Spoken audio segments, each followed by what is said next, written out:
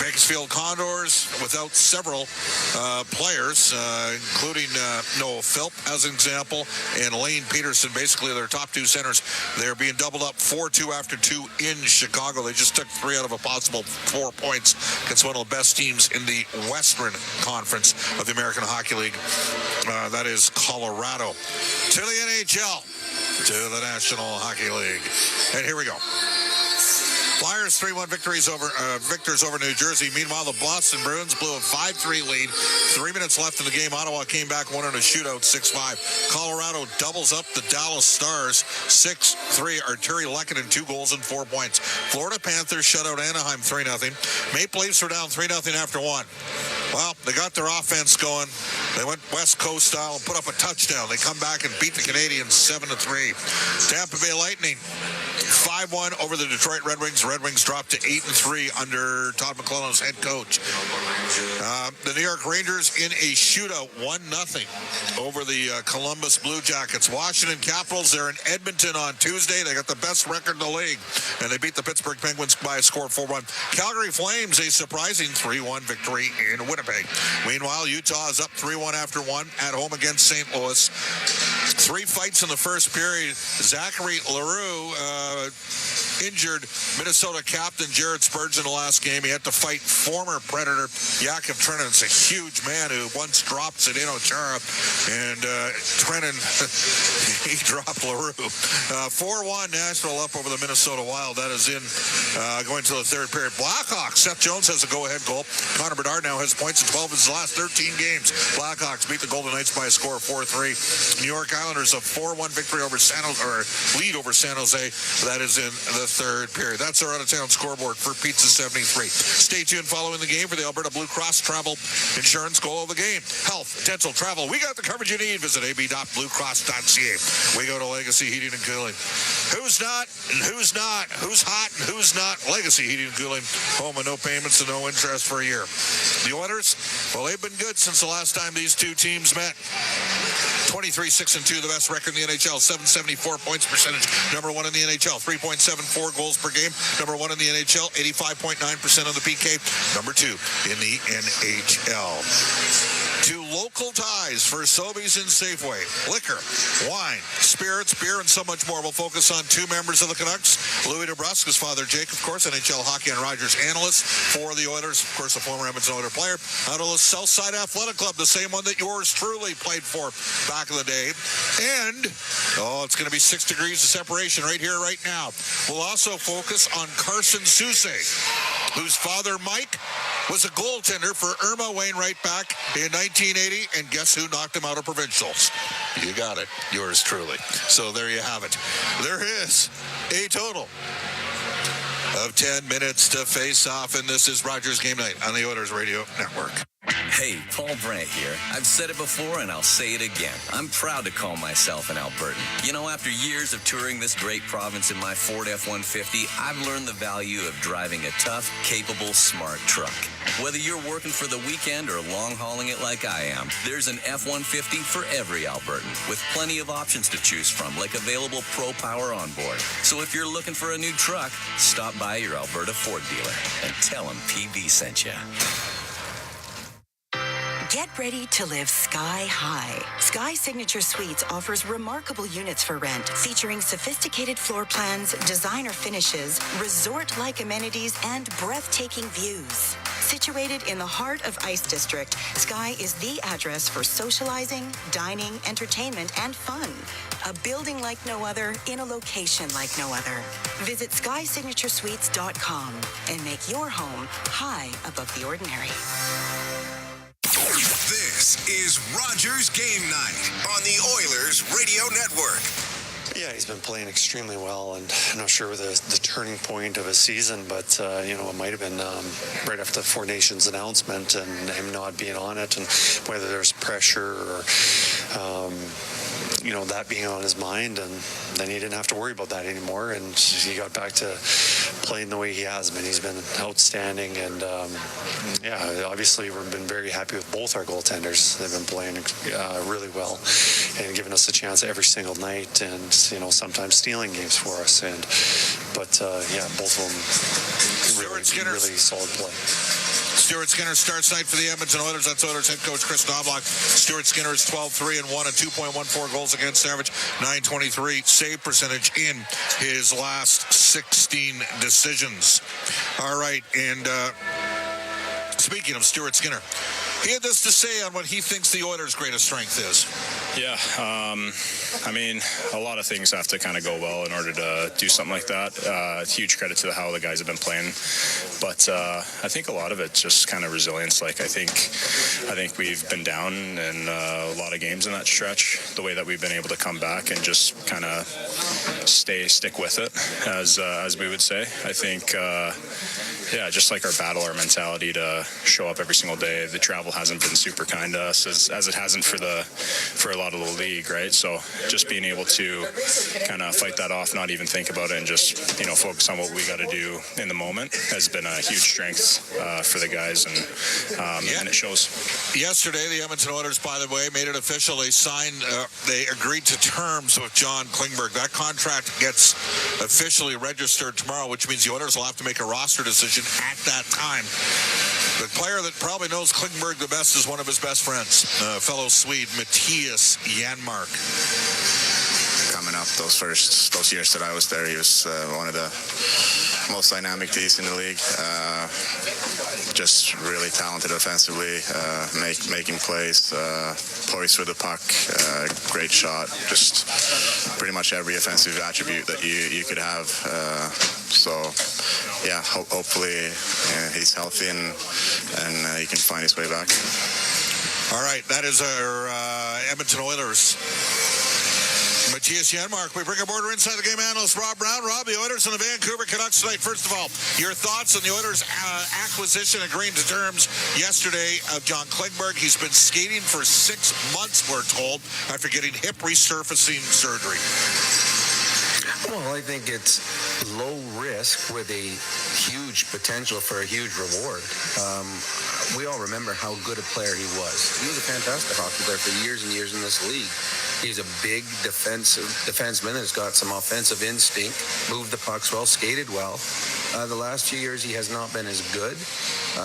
But was it the hips? Was it the pain? Is that why he dropped off as much? So the others, I like the fact that they signed him now, because you get a look-see. You get a look-see for the next 6 weeks before the trade deadline, and then you got to make a decision.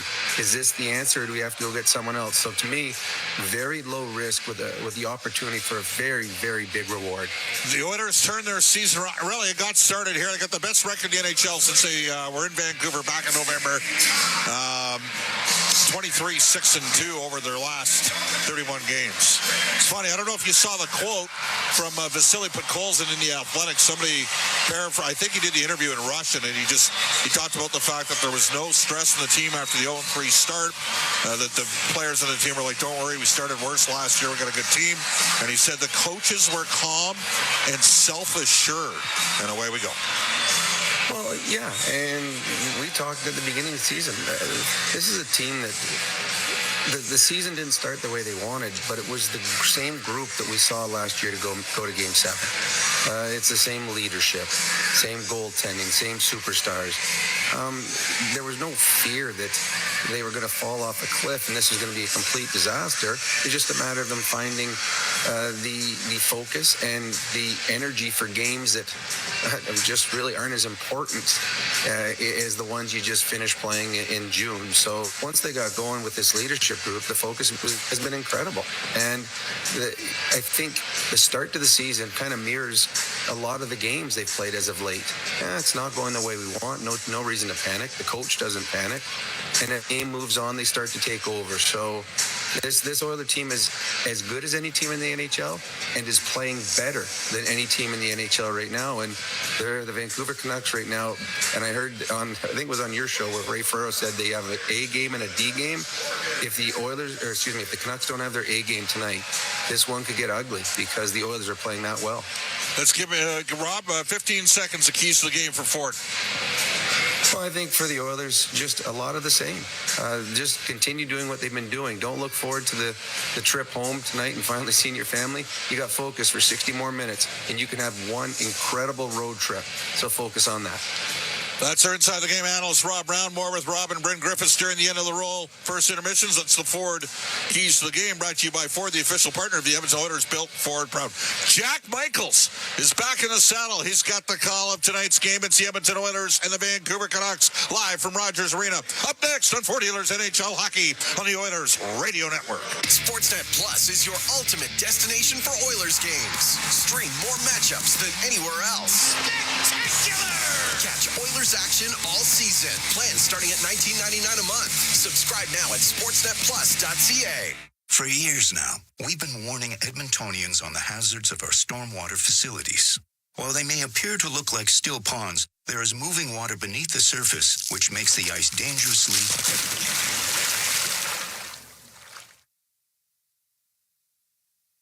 The unpredictability of stormwater facilities makes them treacherously unsafe for all winter activities, even walking. So think twice. Don't go on the ice. A safety message from EPCOR. Pizza 73, the official pizza of your Edmonton Oilers. Loyal to the oil, in Edmonton we trust. Rising to the top like a pizza crust. Got the flavors to play, cooking on ice. Hunger happens, gotta score a slice. Let's go Oilers, each-time unite. Ice District to Jasper, downtown to White. Wearing orange and blue, game on the screen. Make the right call, Pizza 73.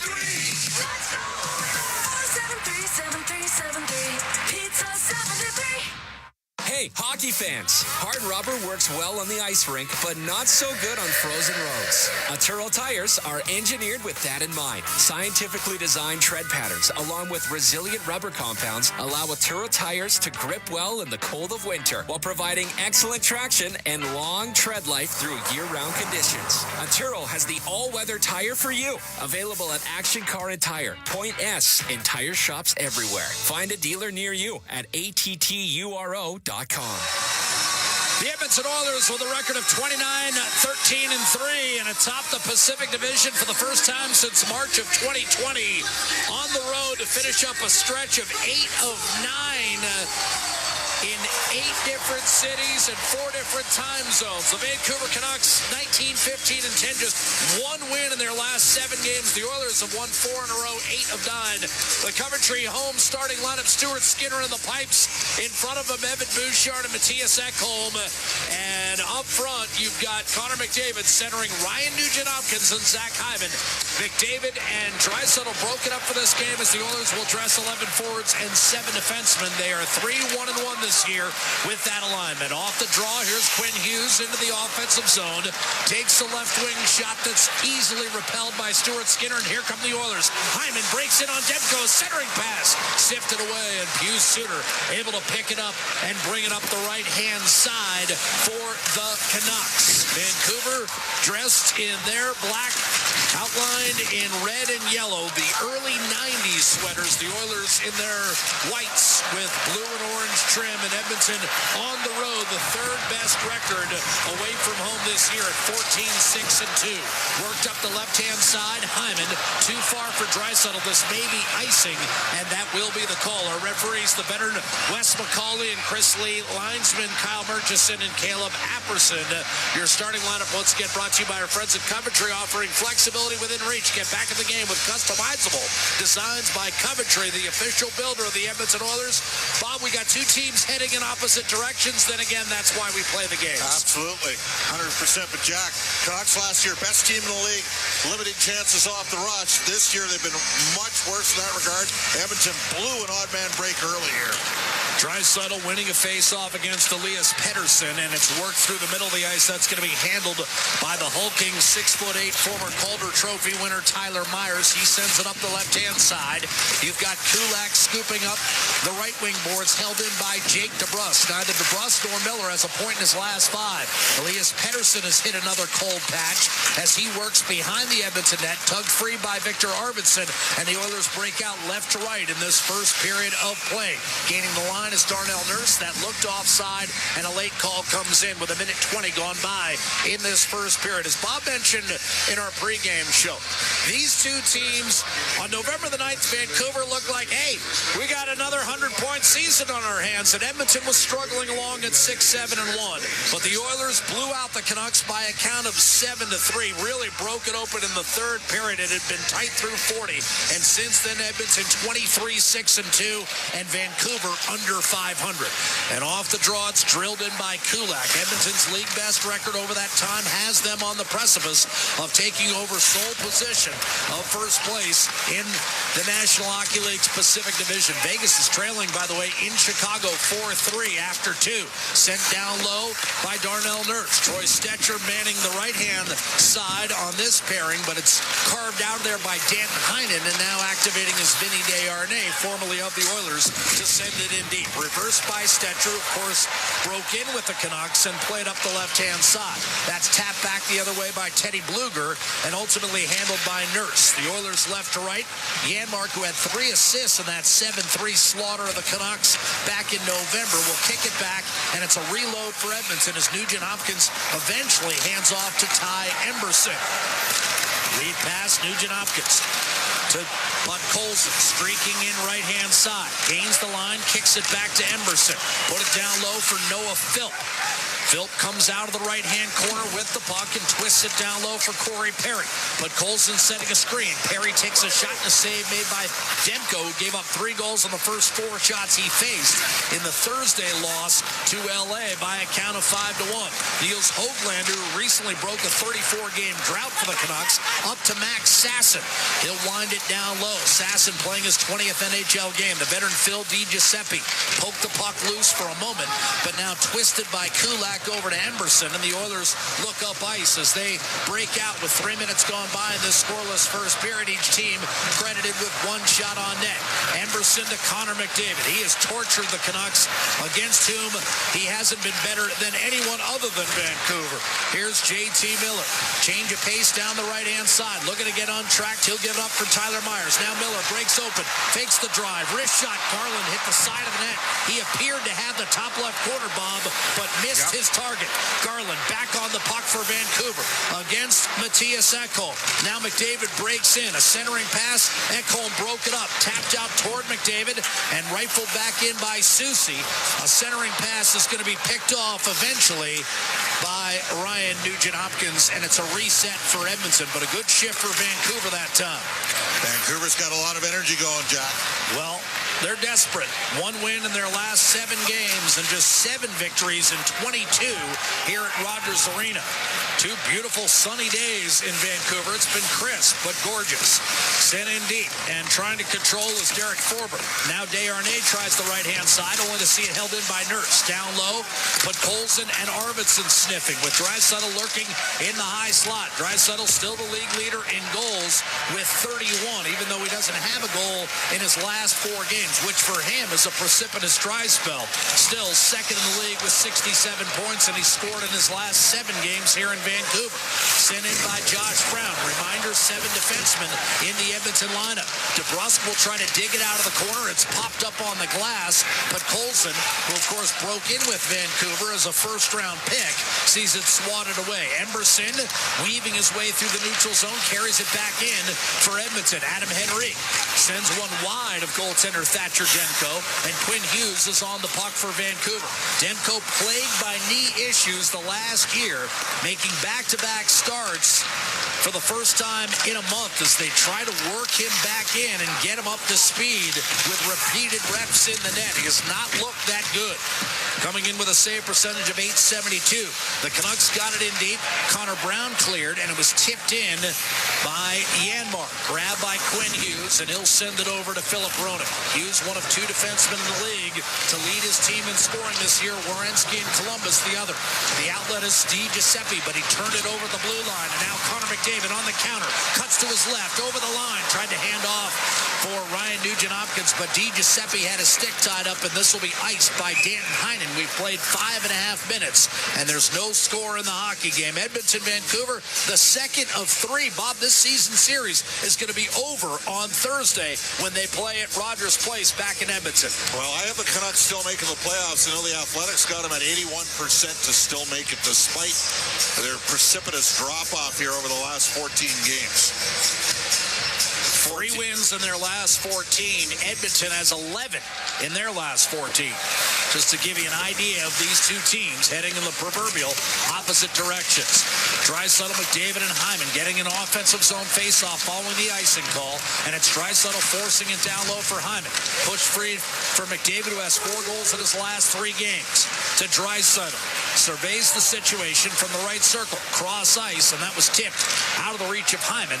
And having to reload at center will be Evan Bouchard, who outplayed Quinn Hughes in last year's second-round playoff series, won by Edmonton in 7 games. Hughes Suter up the right-hand side for Garland, and he'll float one across the Oiler blue line. Grabbing it is Draisaitl.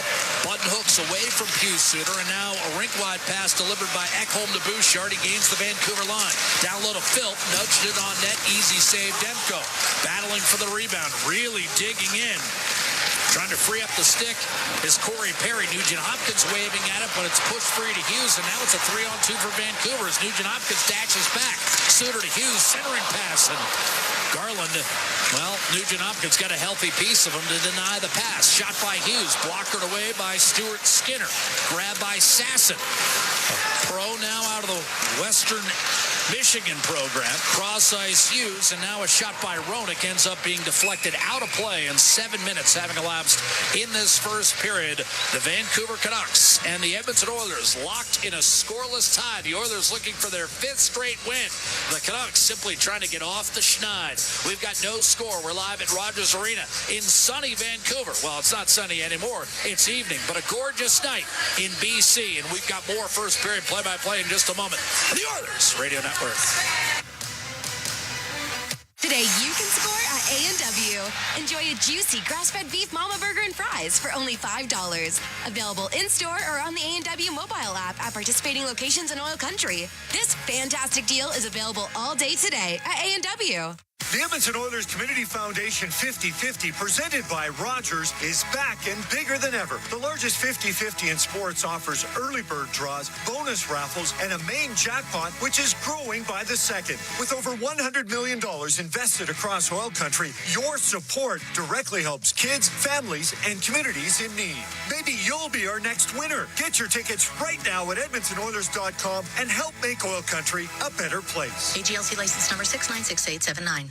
I'm Gene Principe for Legacy Heating and Cooling. Some people think I only know hockey, but I know from the flame in your furnace to your mighty ducts. At Legacy, we never shark our duties. We get cracking and knuckle down to have your heating and cooling systems working right, so you get a comfortable night's sleep. And that's just our division. I mean, a division of Legacy. But let's get to Pacifics. With Legacy, you'll get no interest and no principal payments for 1 year on your new furnace. See the difference with Legacy Heating and Cooling. Sportsnet Plus is your ultimate destination for Oilers games. Stream more matchups than anywhere else. Spectacular! Catch Oilers action all season. Plans starting at $19.99 a month. Subscribe now at sportsnetplus.ca. Today you can score at A&W. Enjoy a juicy grass-fed beef mama burger and fries for only $5. Available in-store or on the A&W mobile app at participating locations in OilCountry. This fantastic deal is available all day today at A&W.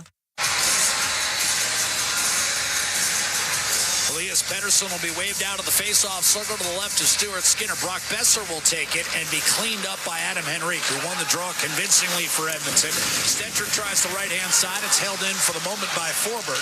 And now a lead pass to Kulak on to Connor Brown, who scored twice in Edmonton's win in Vancouver back in November. Brock Besser will grab the puck for Vancouver in the defensive zone ahead to DeBrusk, who leads this team with 17 goals. Cold lately, along with this man, Pettersson, out to Desharnais. His shot blocked in front of the Oiler net. And then from his backside, Troy Stetcher made a great play up to Brown. And it's Adam Henrique who works his way into the offensive zone. Bides his time, sends it down low. Kulak, sharp angle shot. And Demko really squeezing that near post. And had he not, Bob, that was going in. Yeah, 100% going for the old bank shot. Was Brett Kulak, who's had a hot stick this year, broke a 20-game goalless drought. Still up to 6 goals on the season, though. Tied at a career high with that 6th goal. His last goal had been in Colorado, and then he scored again in Edmonton's come-from-behind win on Thursday, 4-3. That was the same night Vancouver was shellacked by L.A. 5-1. Oilers, it was the first time in the history of their franchise that they rallied from 2+ goals down on back-to-back nights. But Colson up the middle to Victor Arvidsson, and now Draisaitl lumbers into the offensive zone. Dishes, faking the one-timer Josh Brown. Arvidsson inside to put Colson curled between Nurse and Draisaitl, who played Alphonse and Gaston, and the Oilers must reset back in their own end. 11:45 to go in the first period. And yes, Bob, I realize I'm dating myself with that reference. Here's Draisaitl to Arvidsson. Right point will send it down low. Draisaitl able to touch it on, but Colson, who had 14 goals as a rookie with the Canucks a few years ago. Ekholm, but Colson kept it in, but Suter eventually able to bring it out for Vancouver. Hugh Suter, you can count on him to score either 14 or 15 goals every year.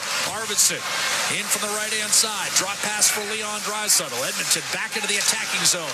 Here's Ekholm. One-timer Arvidsson and a kick save made by Demko. Rebound Connor Garland up to Philip Roenick, and at center ice, he'll send it in deep. A reminder, Demko was 35-14-2. Then got hurt, and the complexion of Vancouver's season changed. Really, the way they played. Elias Pettersson tried to dish out. It was tipped and grabbed and fired toward the net from distance by Forbert. That was broken up. Canucks have changed their style of play and really became kind of a low-output team in terms of the shot clock offensively. Dug out, Nugent Hopkins to Bouchard, and then dropping it off for McDavid. Beautiful dish, and Hyman had his shot blocked by a sliding Forbert. That was a terrific defensive play. Now Bouchard, pass deflected, quick shot McDavid, stopped by Demko. McDavid has points in 18 of his last 19 against Vancouver. 67 points in 44 career games against the Canucks. Here's Bouchard down low. Actually 41 regular season games, and he added 11 in the playoff series. Hughes under control. Touched on by Forbert up the left-hand side for Jake DeBrusk. And it's spilled in by Brock Besser. He's been quiet lately as well for Vancouver. Just one goal in his last 8 games, and they depend on him. Emberson up the right-hand side. Besser scored 40, remember, a year ago. Centering past Janmark, not ready for it. Noah Philp. That was there. Janmark grabbed the puck, fired by Emberson, and that pinballed off DiGiuseppe right to Sasson. He'll carry it off the Canucks. Halfway through this first period, no score. Shots on goal, 4-2 thus far for Edmonton, who gets a clear from Corey Perry. On to Philp. Janmark stuffed by Höglander immediately, taken by DiGiuseppe, and now Höglander breaks loose. To the net, Höglander backhanded to 9. Brilliant stretching out. Skinner somehow kept it out. Vancouver can't nudge it over the line. Roenick one-timer, and selling out for a blocked shot was Matthias Janmark. Skinner, incredible core strength, stretching out the left leg fully extended to deny Höglander, and then whacking at it was Quinn Hughes. Never got it over the line, and then Roenick's desperation shot was deflected out of play. We remain scoreless. Skinner needed every bit of that 6-foot, 4.5-inch frame, but he keeps Vancouver at bay, and we've got no score at Rogers Arena in BC. 9:16 to play first period. Coming right back with more first period play-by-play in just a moment with Ford Dealers NHL Hockey. The Oilers Radio Network. Calling all hockey parents. Ford of Canada and the Edmonton Oilers want to know how your child's minor hockey team gives back to the community. For a chance to win a once-in-a-lifetime experience with Ford drills and skills to train like a pro at Rogers Place. Open to minor hockey teams with players between the ages of 7 to 13 in Edmonton and area. Register your child's minor hockey team today at FordDrillsAndSkills.ca. Registration closes January 31st. When was the last time your electricity and natural gas provider made you feel like this?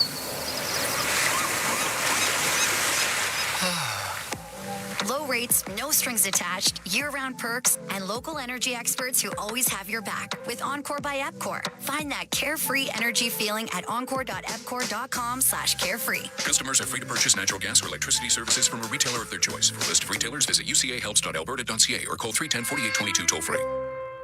Hockey is back, and so is Play Alberta, Alberta's #1 sports book and the official partner of the Edmonton Oilers. Cheer for the Oilers while scoring bigger offers, boosted odds, live betting, player props, and more.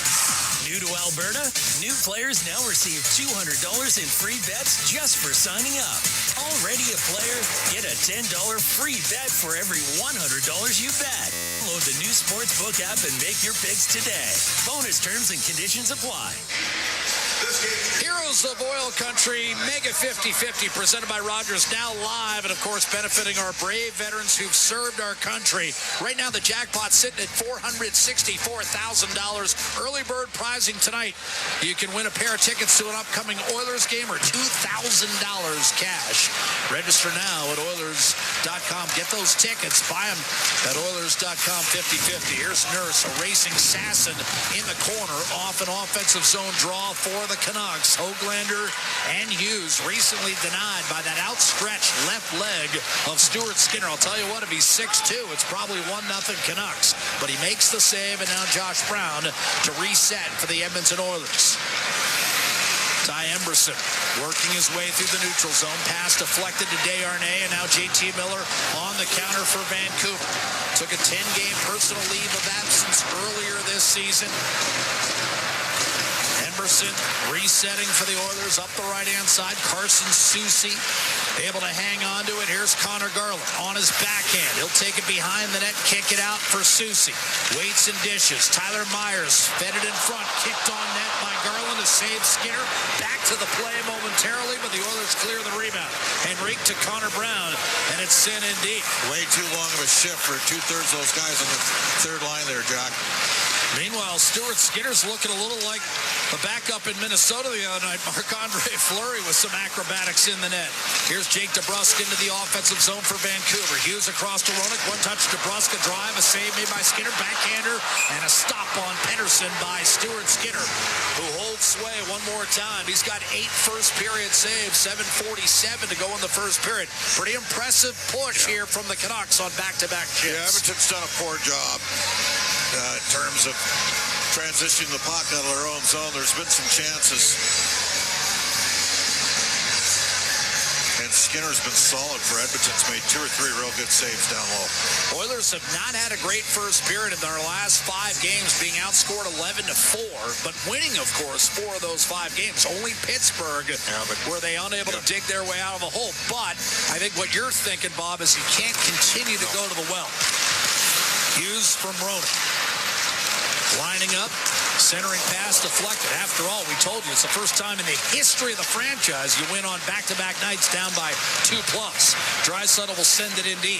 Skinner, a big reason why Edmonton isn't down at all. We're scoreless as Podkolzin works the right-hand side with Arvidsson, bumped up to Kiefer Sherwood, who's got 13 goals for Vancouver this year. Hughes ahead for Roenick. Injury-plagued season. He's missed half the games. Hughes from Sherwood lost the handle. He's going to have to regroup at the red line. Canucks pour back in right to left. Danton Heinen to the net with a wrist shot. Glove save made by Skinner. His 10th in 13 minutes. And again, we're talking about Vancouver dead last in the league in shots on goal and next to last in shot attempts. And already, Bob, Edmonton has coughed up 10 in 13 minutes. You know, Ray Ferraro told us in Oilers Now a couple days ago, Bob, they have an A game and they have a D game. I think we're seeing their A game tonight. They're going good early. But they're leaning in like JT Miller, physical with Connor McDavid in front of the net, opening shift of the game. Things like that. Miller won a face-off from McDavid. Here's Tyler Myers. Dropped it down low, reaching for it, Miller. Vancouver desperate to get back inside the playoff bubble. Right now, a point out of the last wild card spot, which currently is occupied by Calgary. But St. Louis, as you know, Bob, is starting to put some wins together. With Cam Fowler in the fold on defense. Sent in deep by the Canucks. Here's Ekholm with a high flip that was touched, I thought, with a high stick by Sasson.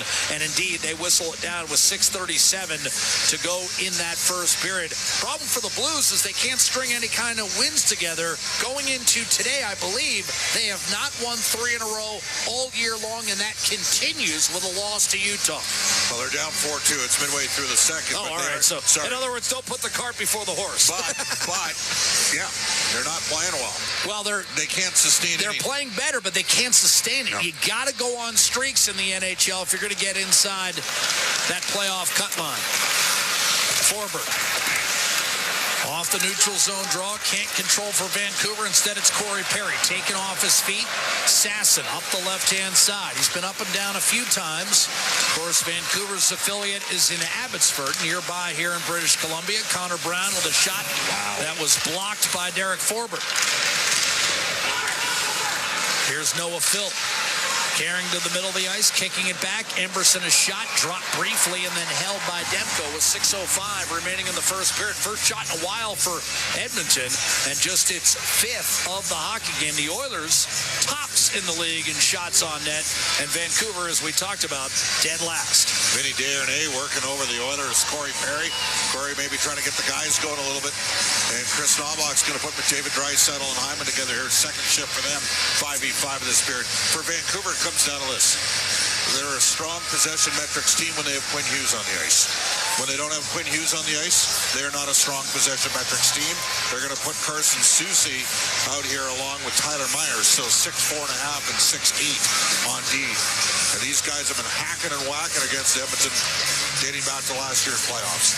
Draisaitl, McDavid, and Hyman on the ice, along with that Coleman Bouchard. The other reason I harp on the shot clock is in Vancouver, it actually means something. When the Canucks actually get 30 shots on net, Bob, it's a real 30. They're 8-0-2 as well. They're unbeaten. Here's McDavid down low to Hyman, a backhander denied by Demko. Edmonton's best chance of the night, and a second chance set up by McDavid. Draisaitl missed a one-timer. McDavid tried to thread it through again, and this time it was broken up. Pius Suter up the middle of the ice. JT Miller scampers his way in. Shot Suter. Glove save made by Skinner. And we'll take timeout. 5:42 to go in the first period. Stuart Skinner with 11 saves in this opening frame. Edmonton, its two best looks of the night. Hyman stopped and Draisaitl misfires on a one-timer. And as a result, we remain scoreless in Vancouver. Rogers Arena. Final 5 and change of period 1 when we come back with Four Dealers NHL Hockey. The Oilers Radio Network. From the biggest stadiums to the coziest holes in the wall. From house parties to porch hangs to pride celebrations. From your favorite fuzz shop to your local Indian spot. From noodle bars to sports bars to salsa bars. There's a Molson with your name on it. Canadian Ultra XL. Molson. Everyone in. Must be legal drinking age. Do you have tickets to an upcoming event at Rogers Place that you can't attend?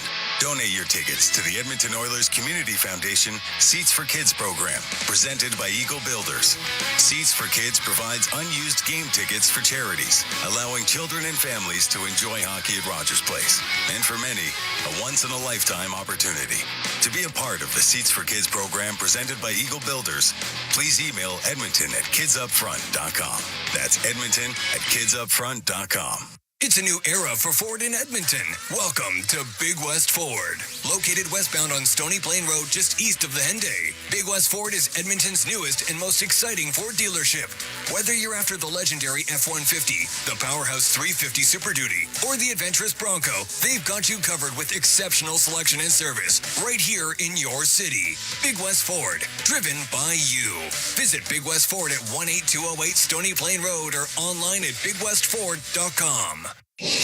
All games, all seasons. You're listening to the Oilers Radio Network.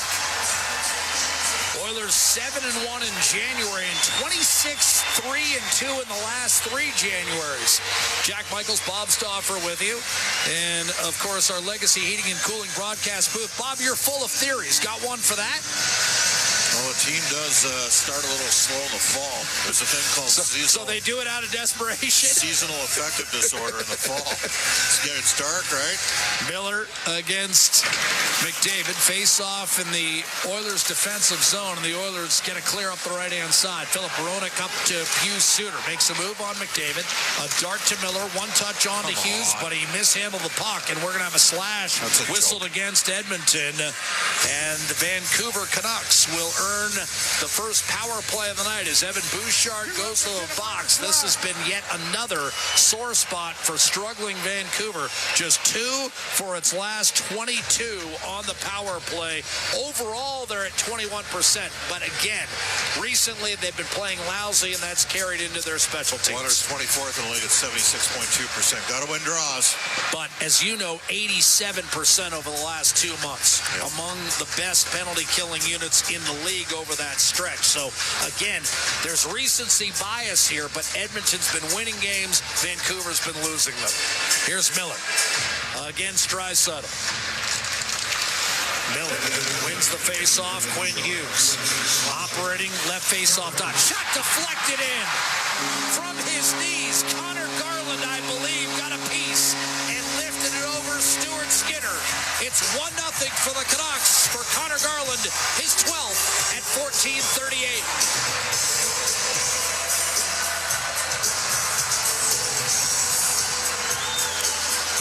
Always seems to save his best for Edmonton. Jack, you got to see how bad this call is on Bouchard. JT Miller sticks him, and Bouchard just gives him the stick back, and they call out a penalty. And actually, I think it goes in off Beckholm. I don't know if Garland ever got a piece of it. Well, he was first in the handshake line, so I'm going to give him the benefit of the doubt for now and say it's Garland's 12th from Hughes on the power play at 14:38. Darnell Nurse off the center ice draw. Once again, Edmonton finds itself trailing. The Oilers had run off 7 games in a row where they got the first goal, but now, Bob, they've given up the first goal in 5 of their last 6 games. Eventually, it's going to come back and haunt you. Here's Roenick up the left-hand side, and a puck tipped out of play by Josh Brown. 4:56 to go in the first period, and 1-0 for the Canucks. Miller and Hughes given assists on Garland's 12th. They do rule Garland did get a piece of that. Miller sold that call. It was a veteran play. Embarrassed the referees with it. Reacted, threw his head back after taking a slash on the wrist for Bouchard right after he'd given a stick before that. Teddy Bluger wins the faceoff from Leon Draisaitl. Roenick to Hughes up the right-hand side. It's lifted in by Bluger. Sherwood and Heinen in on the forecheck is Rick Tocchet adjusting his lines for Edmonton. And we've seen coaches do that time and again over the last 3 or 4 weeks as Edmonton is heated up. Here's a clear by Draisaitl up the right-hand side. Victor Arvidsson on the puck, deflected away by Heinen and tracked down by Darnell Nurse. With Heinen bearing down on him up the gut, it's Draisaitl with a handoff to Arvidsson. Rink wide, that's going to be picked off by Phil DiGiuseppe, and he'll walk in for the Canucks. Change of pace on Nurse, out to Myers, a drive, a save, rebound, score. Heinen stuffed home the rebound, issued by Skinner. 2-0 Vancouver. Heinen, his 6th. Well, it starts in the corner. Kiefer Sherwood, who's got a ton of hits, goes in and cross-checks Leon Draisaitl, and Leon's sitting there, where's the call? Puck comes back up the ice, they get it back in, and the Edmonton Oilers, Vancouver's an emotional team, we know that about them. We've seen that about the Canucks. The Canucks have replaced the Winnipeg Jets with one of the more emotional teams out there. And the Oilers right now, they got a tiger by the tail to deal with. And they're not getting any help from Stripes, who are in game management mode right now. Suter will punch it across the Edmonton line. Miscommunication. McDavid comes back to field that puck and send it ahead for Nugent Hopkins. He'll loft it in on one bounce. Demko guides it behind him for Carson Soucy out of Irma, Alberta. Center ice. It's Myers. Little give and go. Tried to center, and that was picked off by McDavid and left behind the net for Troy Stetcher. Now Kula up the gut for Nugent Hopkins. Chipped across the Vancouver line. Soucy will fling it over to Myers and then back to Soucy. On to Garland. Loading up from center, instead decides to just dump it in. DiGiuseppe will get an assist on the scoring play as well. Myers and DiGiuseppe assisting on Heinen, 6th. Now Max Sasson operating behind the Edmonton net. Tumbles to the ice. Corey Perry for the Oilers will flick it back to Ekholm, who will reset for the Oilers with 3 minutes to go in this first period. The outlet pass completed to Perry. Drop pass for Matthias Janmark. Crossing, and a shot sent wide by Noah Philp. The rebound, Evan Bouchard. Now Janmark dishing off to Ekholm. His drive tipped away by Höglander. Bouncing puck corralled by Höglander on to Di Giuseppe. And the Canucks come up ice. Höglander. That time, they know that backside official got it. There was a high stick, no question, and it was called. He sold it. Well, that time he was clearly hit. I thought that was more of an obvious high stick than the slash. Guys are missing a good game tonight, Jack. I'll tell you that. That's what Ekholm's saying right now. He's going to the box, throws his head back like he's been shot. Got him on the shoulder. High stick. What Ekholm is saying is the reaction didn't warrant the contact, but there was contact. The stick was in his face. So call it both ways. To go in the first I've period. seen it both ways here in the first. Tell you that. JT Miller. Gonna wave guy on a certain clear as well. Won the face-off, back to Quinn Hughes. Darts to the net. Hughes kicks it out. Brock Besser fires, and that was deflected. Sent off the half wall. Here's Besser to Hughes. Threw it across. Loading up. Pedersen fires, and a glove save made by Stuart Skinner. Looked sharp on that. That was a good save. 2:25 to go in the first period. Want to advise everyone that, of course, our penalty kill is brought to you by Napa Auto Parts. The Canucks scored so quickly on their first power play that we didn't get that in. And Vancouver with 2 goals in a span of a minute 11. One on the power play, one at even strength. And a chance to put Edmonton in another 3-0 hole. The Oilers just dug themselves out of that hole on Thursday night in Colorado. Miller wins the face-off. Now it's Hughes with his club leading 2-0.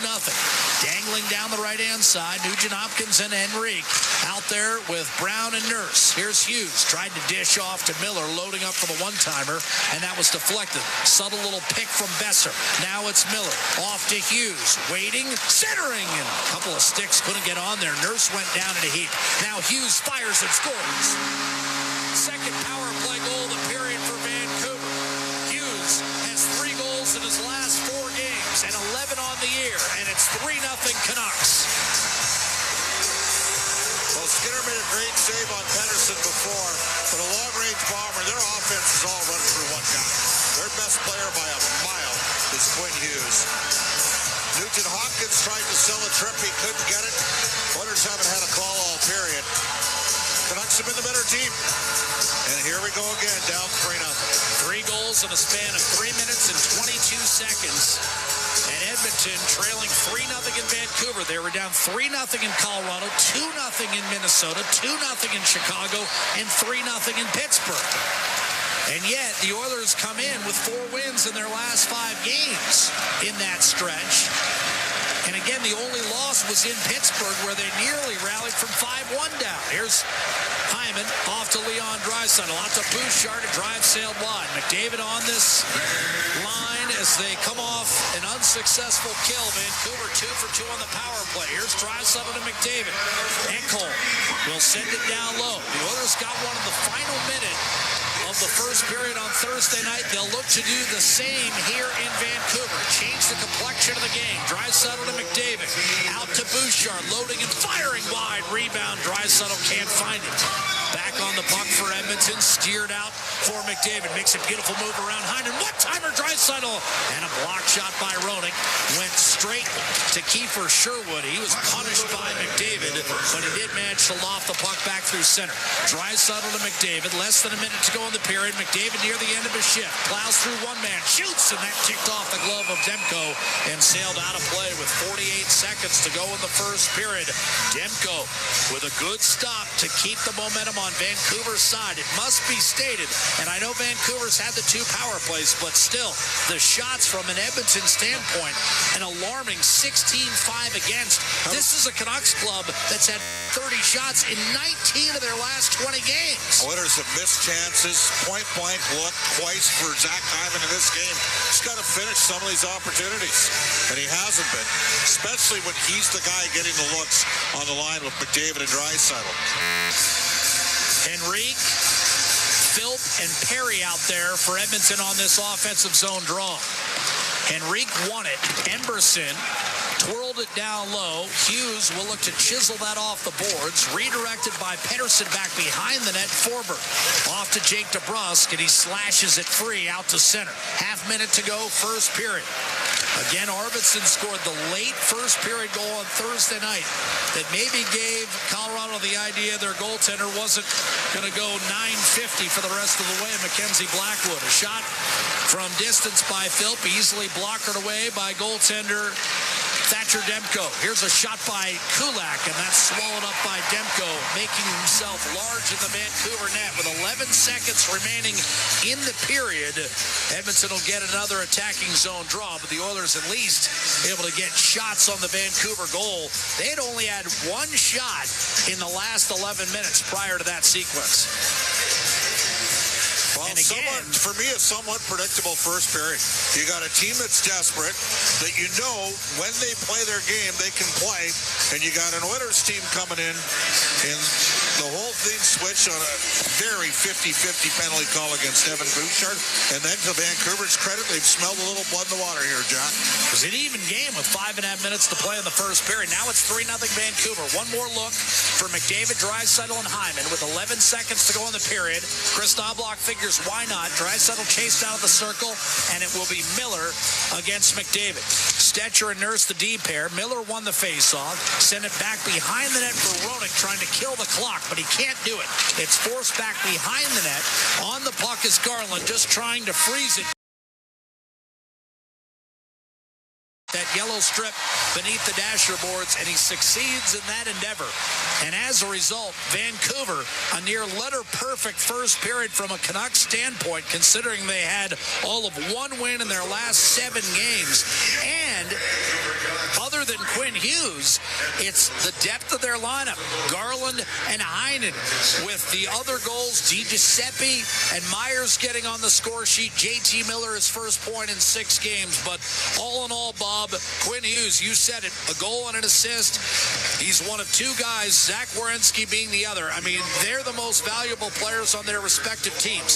If the Blue Jackets get in the East and the Canucks get in the West, it will be because of those 2 players, Werenski in Columbus and Hughes in Vancouver. And yet, will either of them either end up winning the Norris Trophy? Because there's a guy in Colorado named Cale McCarr. No, he'll have a say. He'll have a say. Unfortunately, this is becoming a reoccurring thing. 14-4, the last 6 first periods that Edmonton has played. Why do you think the sluggish starts all of a sudden have crept in? I think the Oilers, what they do is when they put themselves in a crap position to start the year, they wake up and realize, hey, we got a decent team here, let's get going, and they start going early in the games. Right? Teams start to maybe underestimate them a little, but this team, for whatever reason, in my personal opinion, they don't handle prosperity well. And I'm sorry. Although they've been prosperous for 2 months straight. They have, but they've been chasing games for 5 games in a row. And you can't always come back in this league. And so, they didn't get a late one in that period. They're very disappointing. I mean, the penalty killing, in both situations, you got to win draws. And they hadn't given up 2 power play goals in a game since mid-October, and now they've done it twice this week. Yeah, with both goaltenders. If you look at the save percentages of Edmonton's goaltending and the penalty kill, it directly correlates to their success or failures.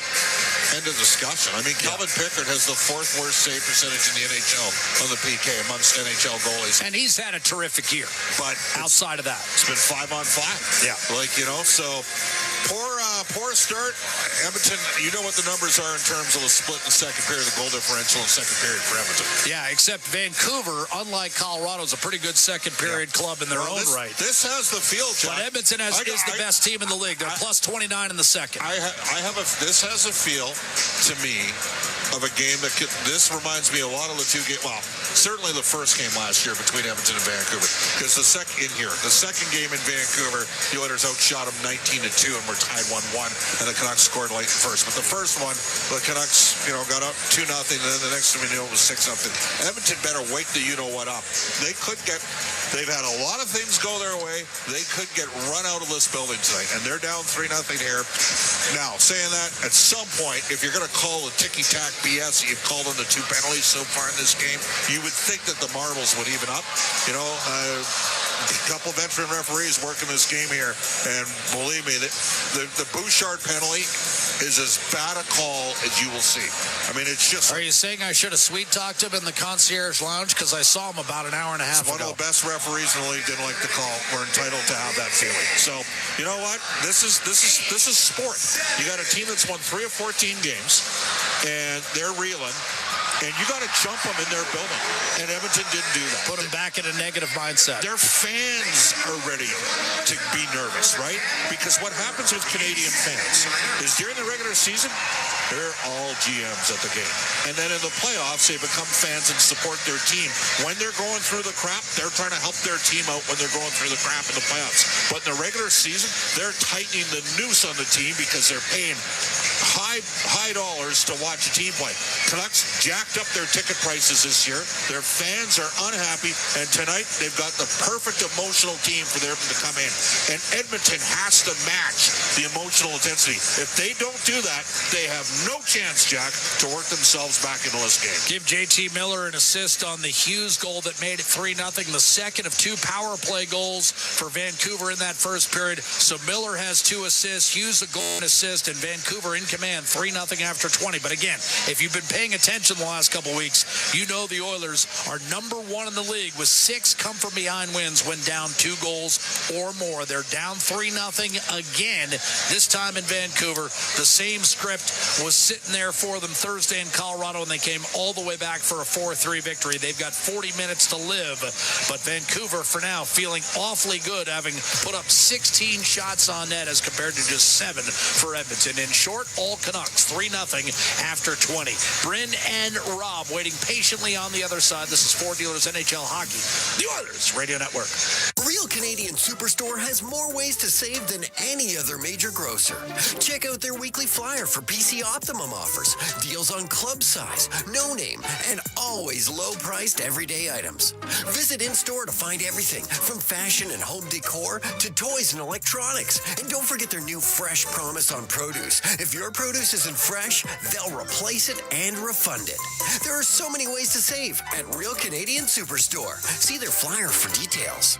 It's our YEG with 880 Chad. This year, during Edmonton School Board PD Days, the Alberta Aviation Museum is letting young enthusiasts' imagination take flight with a series of camp adventures ideal for ages 6 to 11. Find out more at albertaaviationmuseum.com. Then saddle up for 4 days of phenomenal country as Big Valley Jamboree returns to Camrose with headliners Bailey Zimmerman, Blake Shelton, Jason Aldean, and more. Tickets on sale now. For details on these and more events, visit 880ched.com.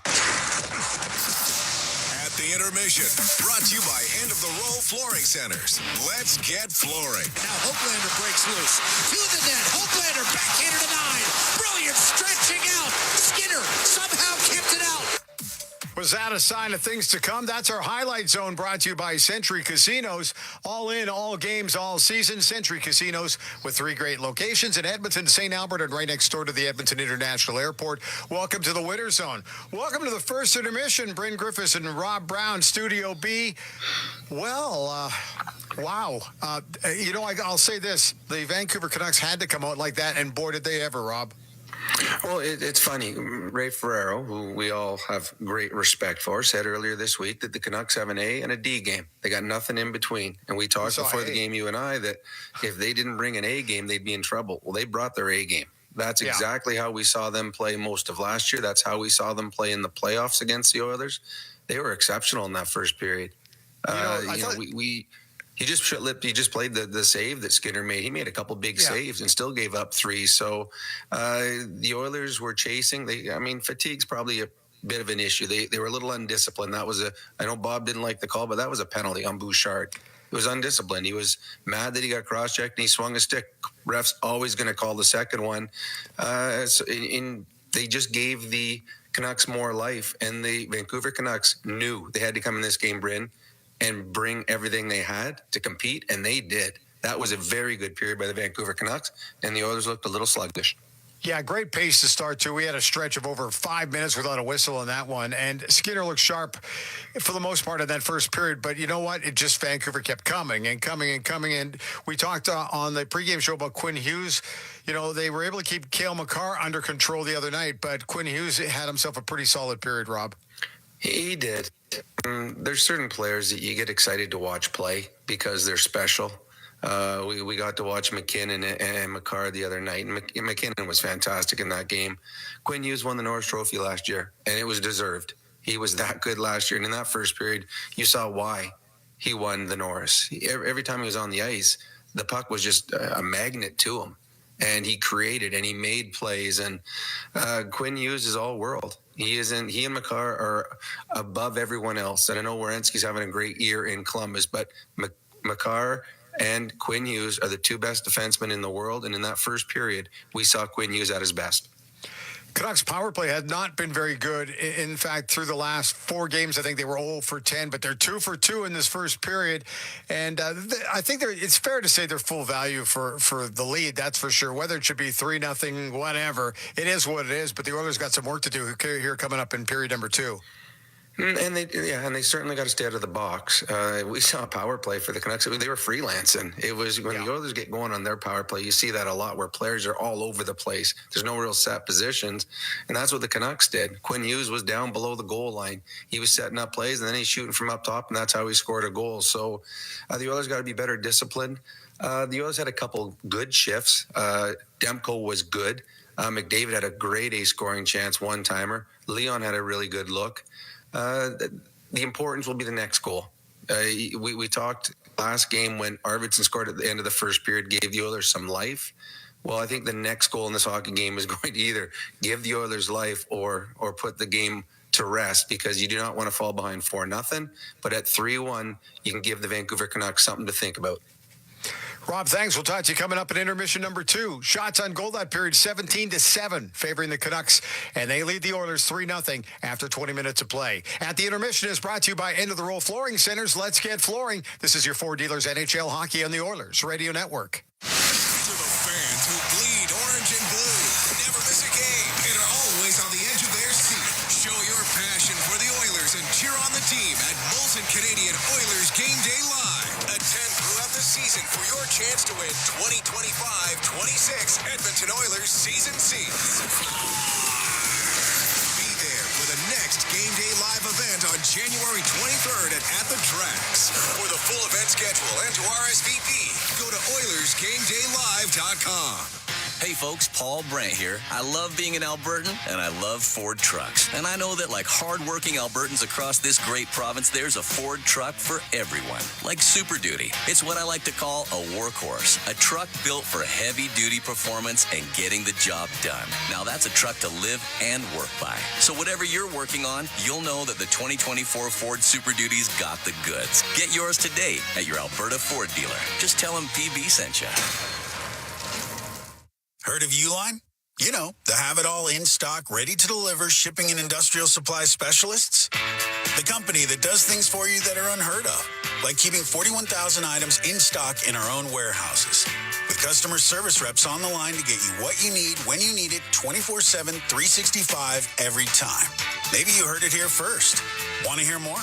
Visit uline.ca. ULINE, your shipping and industrial supply specialists. With Global News, I'm Thomas Dias. As we approach the start of the ceasefire in Gaza between Hamas and Israel, UN Secretary General Antonio Guterres says the challenges of aid distribution include gangs that are systematically looting the convoys. It is clear that the situation in Gaza is still extremely complex and a lot of difficulties still remain for an distribution. He says the distribution will be carried out by the UN and its partners, as well as the private sector and other initiatives. Here at home, dozens of protesters gathered outside of the Alberta legislature today in the bitter cold in support of the Palestinian community in Gaza. The rally was organized by MacEwan University students like Noor Salhi. We continue to fight for the complete liberation of Palestine. A ceasefire for our community is not the end, it's only the beginning. Organizers say while a ceasefire is a step in the right direction, they're worried it will not last. News on demand at 880ched.com. Rogers is Canada's largest and most reliable 5G network. We're made for Oilers fans. You can stream Leon scoring in Leduc. Watch Tide tie things up in Tofield. Or check out Connor doing Connor things in Kalmar. And even watch Stewart steal the show while you're in Sedalia. Try saying that 3 times fast. Rogers, proud partner and fan of your Edmonton Oilers.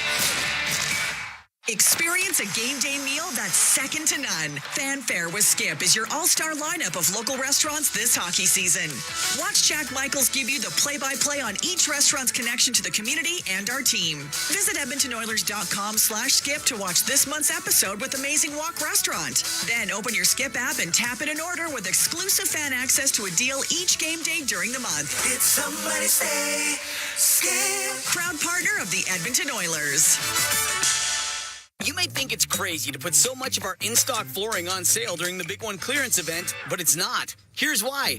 Even end-of-the-roll flooring centers only have so much room, so we need to clear out what's already here to make room. It's not just a sale, it's our biggest sale. It's why we call it the Big One. We're not crazy. Our prices just make it look that way. The Big One clearance event on now for a limited time at end-of-the-roll flooring centers. Let's get flooring. 12870 St. Albert Trail and now open at 580 Parsons Road Southwest. The Intermission, brought to you by End of the Roll Flooring Centers. Let's get flooring.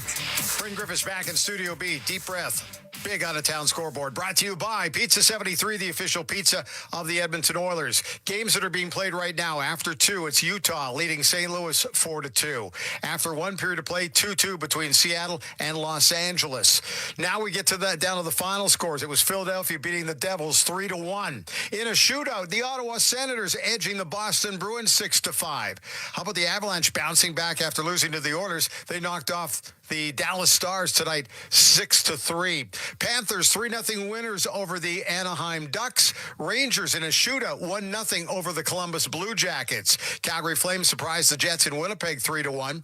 Montreal got the first 3 goals and then gave up 7. Toronto 7-3 winners tonight over the Habs. Elsewhere, Tampa Bay Lightning 5-1 over Detroit. It was the Washington Capitals beating Pittsburgh 4-1. 3 other games. The Islanders 4-1 winners over the Sharks of San Jose. Predators bounced the Wild 6-2. And it was Las Vegas. The Golden Knights lost 5-3 in Chicago. That's what happened around the NHL. In the American Hockey League, it was a tough night for Bakersfield. They lost 7-3 tonight to the Chicago Wolves. Oil Kings in the Western League, 7-0 winners over the Warriors. And in the NFL, Kansas City beat Houston this afternoon, 23-14. And it's getting late in the fourth quarter. And Washington is looking at perhaps an upset over the Detroit Lions. We'll see how that one shakes down over the next 5 minutes or so. But Detroit's got some work to do. That's the out-of-town scoreboard brought to you by Pizza 73, the official pizza of the Edmonton Oilers. Period number 2 coming right up at the Intermission is brought to you by End of the Roll Flooring Centers. Let's get flooring. This is your 4 dealers NHL hockey on the Oilers Radio Network. At Sobeys and Safeway Liquor, they recommend pairing locally distilled spirits and their ice-cold beer selection with... And Oilers win! Sobeys and Safeway Liquor, proud partners and fans of the Edmonton Oilers. Please enjoy responsibly. Hey, hockey fans! Hard rubber works well on the ice rink, but not so good on frozen roads. Aturo tires are engineered with that in mind. Scientifically designed tread patterns, along with resilient rubber compounds, allow Aturo tires to grip well in the cold of winter, while providing excellent traction and long tread life through year-round conditions. Aturo has the all-weather tire for you. Available at Action Car and Tire, Point S, and tire shops everywhere. Find a dealer near you at atturo.com. When it comes to your new home, nothing should stop you from getting exactly what you want. Coventry Homes puts your needs front and center. They won't dig past your questions about customization, and making changes won't get you sent to the penalty box. With their customizable designs and flexible options, your game-changing home is within reach. Score big with flexibility. by Coventry Homes, the official builder of the Edmonton Oilers. At Sobeys and Safeway Liquor, they recommend pairing locally distilled spirits and their ice-cold beer selection with... And Oilers win! Sobeys and Safeway Liquor, proud partners and fans of the Edmonton Oilers. Please enjoy responsibly. Listen on air, online, and on the Radio Player Canada app. This is the Oilers Radio Network. Back live at Vancouver's Rogers Arena. Jack Michaels, Bob Stauffer with you in our Legacy Heating and Cooling broadcast booth. Once again, Edmonton finds itself in a hole, this time 3-0. Second consecutive game, and all three games this week on the road. 2-0 in Minnesota, 3-0 in Colorado, 3-0 tonight in Vancouver. By the way, they rule that Connor Garland did not get a piece of that first shot from Quinn Hughes. So give Hughes both goals, both on the power play, both set up by J.T. Miller.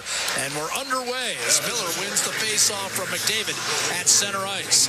Sent in from the left-hand side, and we've got an icing call whistled against the Canucks. There was no sign of J.T. Miller this morning at the pregame skate, as rumors continue to swirl about his pending availability on the trade market. Same can be said at times for Elias Pettersson, although Pettersson's contract a little bit more onerous to move, considering he's at $11.5 million. McDavid lining up against Miller for the defensive zone draw after Vancouver's whistle for icing just 7 seconds in. Drop the puck, Caleb. Caleb Apperson, to whom Bob is referring. McDavid won the draw, pounded toward the net by Bouchard, deflected out near the blue line and handled by Connor Garland. But he lost the puck at the red, and it's fired back in by Nugent Hopkins, who begins on a line with McDavid and Hyman. So Chris Knobloch on a regular shift 5-on-5 has not gone to the nuclear option just yet, although on 3 separate occasions in that first period, they did play together. McDavid and Draisaitl, of course, I'm referring to the league's top 4 scorers. Hyman belly down, able to keep it alive. Garland stripped McDavid, who then got back into the play and controls on his backhand, only to see his pass deflected out near Ekholm. He'll wind it down low. It's Nugent Hopkins getting it from Hyman, loading and firing, and that ended up wide of the net and grabbed by Vancouver's Garland for a length of the ice clear. Over the head of Bouchard. They won't whistle it for icing, so Skinner will knock it down for Bouchard. A dart up the middle, put Colson, laid it off to the onrushing Arvidsson with a backhander kicked aside by Thatcher Demko, who faced just 7 first-period shots. Here's Tyler Myers up the right-hand side, guiding it safely out to center. Brock Besser gained the line with Jake DeBrusk. He was tripped up and went flying into the end boards and a bit shaken up, and will have a call whistled against Edmonton. This will be Vancouver's 3rd power play of the night, and the Canucks have scored on their first 2. DeBrusk shaken up. Looks like he will remain in the game, and this time going to the box will be Darnell Nurse. So another Napa Auto Parts penalty kill, and the Oilers thus far 0 for 2 on the kill tonight. Miller has won the face-off each time, Bob. Yeah, that's a big part of it. You got a 55% face-off man for Edmonton, 54.5% Henrique. But Miller's a terrific. He's usually around 56% every year. Miller wins the draw. Pushed back to Quinn Hughes, who has both power play goals tonight for the Canucks. Brown and Kulak out there with Nugent Hopkins and Henrique, and it's Nugent Hopkins who feathers a backhand clear down the middle. That'll be tracked by Pettersson. Had his pocket picked by Henrique. Vancouver able to get on top of the puck as it was waved away by Hughes. Garland will leave it for the Vancouver quarterback on the power play. Already 3-0 for the Canucks. And, of course, they're well aware of Edmonton's comeback prosperity. Oilers have rallied when trailing after 20 minutes 8 times this year for victory, second only to Colorado's 9 wins under those circumstances. And Vancouver is offside as Hughes unable to handle a drop pass in the high slot. In fact, they now have a 500 record when trailing after 20 minutes. The Oilers are 8-8-1. That's in today's NHL. You get off to a lead in the first period. I mean, even let's say winning 2 out of every 5 is considered remarkable. So no Kapanen, so Noah Philp getting a shift on the PK here, along with Colson up front. And off the draw, whistled down the ice by Ekholm, who's out there with Emberson to round out that Napa Auto Parts penalty-killing quartet. Hughes had it nudged off his stick by Podkolzin, and another length of the ice clear delivered by Ekholm. Now does Vancouver lose a bit of momentum on this power play? Down to a minute. Here's Garland. In over the line, Besser. Garland will whack it around the boards. Janmark with Pettersson draped all over it. Hughes to Besser, falling down Miller, and here come the Oilers. Flipped up the ice by Brown, shorthanded Janmark. He'll be cut off by Hughes, who wrestled the puck away from Janmark and looks to reset. Brown knocked him slightly off balance, and Hughes has to regain his feet, and now weaves his way through Adam Henrique up to the red line and eventually hits the Edmonton zone. Hughes forced to regroup at center, and Henrique just wouldn't let him out of his sights. So a drop pass for Pius Suter, and Hughes will change. Suter to Danton Heinen. Behind the net, Jake DeBrusk. And now out to Philip Hronek. Left point shot. DeBrusk looking to get a tip. He does have 7 power play goals on the season, but that one ended up wide of the net. Suter is on it, and the power play is over as a centering pass inside to DeBrusk is tipped wide. Sherwood now with the team's back 5-on-5, looking for DeBrusk down low. One-handed out to Myers. Looking for a lane, it's not there. Shadowed by Adam Henrique. Myers will go around the world with it. Saucer it to keeper Sherwood. Looks for a lane and shoots into the glove of Stuart Skinner. With 16-17 to play in the second period, the Oilers are able to withstand the Vancouver power play, and now onto the ice 5-on-5 comes McDavid, Draisaitl, and Zach Hyman. Well, at some point, the Oilers are going to get a power play here, Jack. But here's how I would explain what we've seen so far tonight. Vancouver is playing like it's their last chance to eat. Okay? And the Oilers are looking like they're a little bit full, and they've been at the buffet for a while. You know. Well, the good news is Vegas has lost for the 4th time in 5 games, beaten in Chicago 5-3. So first place by its lonesome is available for Edmonton, but the Oilers need to rally. A lot of work to do here for Edmonton. Even a point will put them in first place by themselves. Dave Tippett's club held first place by themselves back in February of 2020, angled off the boards by the Oilers, and Demko will fall on it. 16:09 to go in the second period. The problem for Edmonton is they fell out of first place and ended up in a play-in round when the pandemic brought the season to a halt 5 days after the Oilers last held a share of first place. And then Chicago, a veteran club, got a good series from their veterans and from rookie Kirby Dach, and ended up winning that series. Here's McDavid off the draw. Centering pass, and Nurse denied by Demko. Rebound, Draisaitl scores. And Edmonton's on the board and back in the game. Draisaitl ends a 4-game drought with his 32nd. He now has goals in 8 straight games in this building, and it's game on at Rogers Arena. 3-1 Canucks. What an opportunity from Connor McDavid. Are they looking? I just want to see where Hyman is here, Jack. Now it's going to be a good goal all the way.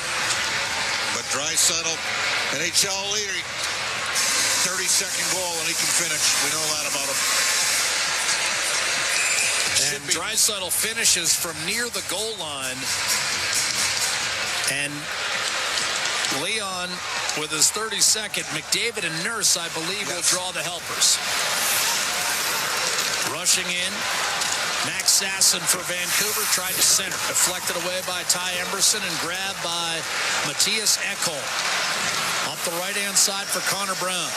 Leon Draisaitl did not get on the score sheet in his first 8 visits to Rogers Arena. He's now been on the sheet his last 15 times in this building. Set up the left-hand side. Corey Perry cuts it off on the half wall for the Oilers in their own zone. McDavid now has a point in 19 of his last 20 head-to-head against Vancouver. And Darnell Nurse will pick up the other assist. So 3-1 as it's rifled in by Ekholm. Draisaitl on the ice once again with McDavid. Vancouver's Jake DeBrusk up the right-hand side, defended by Kulak as he hits the Edmonton line. Puck loose in the corner. Tugged free by Pedersen. Grabbed by Draisaitl on his backhand, and here come the Oilers' top players again. Draisaitl to Troy Stetcher. Filling the lane is Hyman. Centering pass redirected by McDavid off his backhand, and that trickled off the pads of Thatcher Demko. Pedersen will angle one up the left-hand side for Besser. Tried to move it up for DeBrusk, who's cut off by Kulak. Lead pass to Draisaitl. Bumped it back for Zach Hyman. Now Draisaitl belted by JT Miller. Much to Bob Stauffer's chagrin, the Oilers will reset. Here's Nurse up to Draisaitl. Gained the line, and now will button hook to the half wall. Left-hand side, he spins again, heading for the net. Elects not to shoot with Tyler Myers in his grill. Now gives it up for McDavid. Edmonton's top line buzzing here. McDavid using a screen. Wired one right into the chest of Thatcher Demko, and the score remains 3-1. 14:06 to go in the second period, and I'm wondering whether we're going to see on a permanent basis for the remainder of this game Nugent-Hopkins slide in between Arvidsson and Podkolzin. A real hard hit by JT Miller on Leon Draisaitl, and Draisaitl later in the shift, I mean, he responded the only way he could. It was a woodchopper's ball out there, and he whacked him good. That should have been a penalty on Leon. He got away with it. But the Oilers, Miller has brought up the physical intensity for Vancouver. Hughes, their best player, has driven their offense, but Miller has won key draws on 2 power play goals, and he's been bringing it. And that's part of the reason why Vancouver's out front by a score 3-1. Nugent-Hopkins between Podkolzin and Arvidsson. McDavid, Draisaitl, and Nurse getting Edmonton on the board. And you wonder whether McDavid and Draisaitl are going to be together for the remainder of this hockey game. I think that's a good bet here, Jock. Nugent-Hopkins to Arvidsson. Nurse left point. Centering pass, one time toward the net by Arvidsson, but grabbed by Sherwood. Did not get out of the zone, held in by Nugent-Hopkins. Deflected to the middle of the ice, and Desharnais gets a clear. Lead pass, right wing, Danton Heinen. Cuts to his left and then turned it over. Chopped back toward the net. Heinen gives it up. Waiting as Blueger tried to center one extra pass, and Vancouver ends up getting nothing as the pass was tipped and into the waiting arms of Stuart Skinner with 13:40 to go in the second period. Some rough stuff with Blueger getting a half headlock. Well, Sherwood's always going to be around that. You know that. And so is Josh Brown. Ultimately, the players pried apart, and we will take a break. 13:40 to go, second period. Vancouver raced out to a 3-0 lead on the back half of the first period. 2 power play goals from Quentin Hughes, but Edmonton's back in the game. Leon Draisaitl, his league-leading 32nd goal of the year, set up by McDavid and Nurse. And Edmonton back in the game. It's 3-1 Canucks, and this is 4 Dealers NHL Hockey, the Oilers Radio Network. Calling all hockey parents. Ford of Canada and the Edmonton Oilers want to know how your child's minor hockey team gives back to the community. For a chance to win a once-in-a-lifetime experience with Ford drills and skills to train like a pro at Rogers Place. Open to minor hockey teams with players between the ages of 7 to 13 in Edmonton and area. Register your child's minor hockey team today at FordDrillsAndSkills.ca. Registration closes January 31st. Did you know the RCMP polices over 99% of Alberta's landscape? From the oil sands to the Rockies to the prairies, the RCMP has a province covered. Providing policing services to more than 1,700 communities and with over 150 career specializations, the Alberta RCMP has something to fit everyone's goals and lifestyles.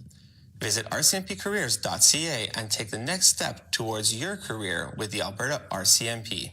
A message from the Government of Canada. Proudly headquartered in OilCountry, Capital Power is delivering reliable and affordable power today while building clean power systems for tomorrow, creating the balanced energy solutions communities across Alberta and North America can depend on. Visit capitalpower.com to learn how they are powering change by changing power. Be part of their energy and join Capital Power as we all cheer on our Edmonton Oilers on their quest to win it all. All games, all seasons. You're listening to the Oilers Radio Network. Tonight's Heroes of Oil Country Mega 50-50, presented by Rogers, supporting veterans and their families through the Homes for Heroes Foundation and Wounded Warriors Canada. And right now that jackpot's sitting at more than $500,000. So please get your Oilers 50-50 tickets at Oilers.com 50-50. Vancouver pours into the offensive zone, leading 3-1 as we approach the midway point of this hockey game. But Besser stripped of the puck by Matthias Janmark. He'll lay it ahead for Connor Brown. Defended by Quinn Hughes down low. Philip Roenick on the puck for the Canucks in the dark uniforms, traveling left to right in this second period. Turned over by Hughes. Grabbed by Adam Henrique. Brown to Kulak. Across to Stetcher, and he'll wind it down low. Roenick with a lift of the stick, creating an opportunity for DeBrusk and a clear for Brock Besser off the body of Adam Henrique. He'll leave it for Stetcher as we go inside 13 minutes to play in the second period. The Canucks on top, 3-1. Quinn Hughes, a pair of power play goals. Leon Draisaitl has extended his NHL lead in the goal-scoring department to 5 as he's now up to 32 on the year. It's the only goal of this second period as Edmonton tries to claw its way back from a 3-0 hole. Draisaitl couldn't field a pass from Kulak. Hughes Suter the other way for Vancouver. He'll leave it in the corner for JT Miller. On to Connor Garland. Checked by Ekholm off the puck, and here comes Connor McDavid. In full flight, he'll chip and charge around Soucy, and that's going to be an interference penalty as Soucy got a piece of him and gave Draisaitl a shove for good measure. But this will be interference whistled against Carson Soucy, and Edmonton awarded its first power play of the hockey game at 7:42 of this second period. And the Oiler power play is sitting at 24% on the year, 8th in the league. Vancouver penalty killing has been fairly solid for most of the year at 81%. Well, now it comes back to face-offs. And they won 2 on their 2 goals. And you take a look at their third power play. The Oilers, Vancouver. Yes.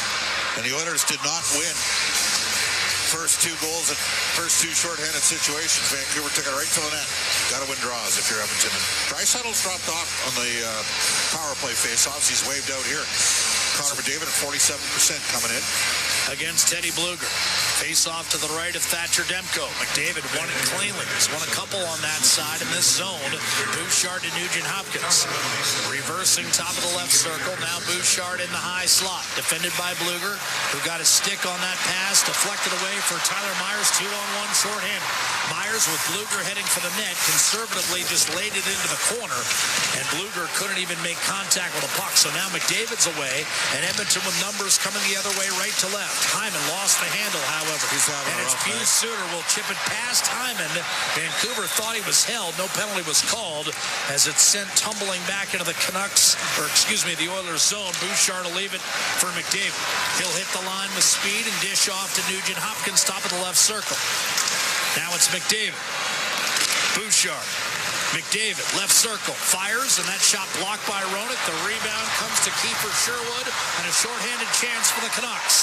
Sherwood across the line, hits the trailer. Forbort fired, and that ticked off the glove of goaltender Stuart Skinner. Forbort, not much of a goal scorer, and that paid off for Edmonton right there. 50 seconds left on the Atco Energy power play, and now we'll have an offside whistled against Edmonton. Coming over the line, and the top unit's going to be sent off here with 51 seconds still left in the man advantage. Atco, your trusted Alberta retailer, with the Oilers trailing 3-1, a neutral zone faceoff forthcoming. And we'll have Adam Henrique out there with Corey Perry, Ekholm, Nurse, and Victor Arvidsson lined up in front of the 2 player benches, looking for the stretch maybe from Nurse.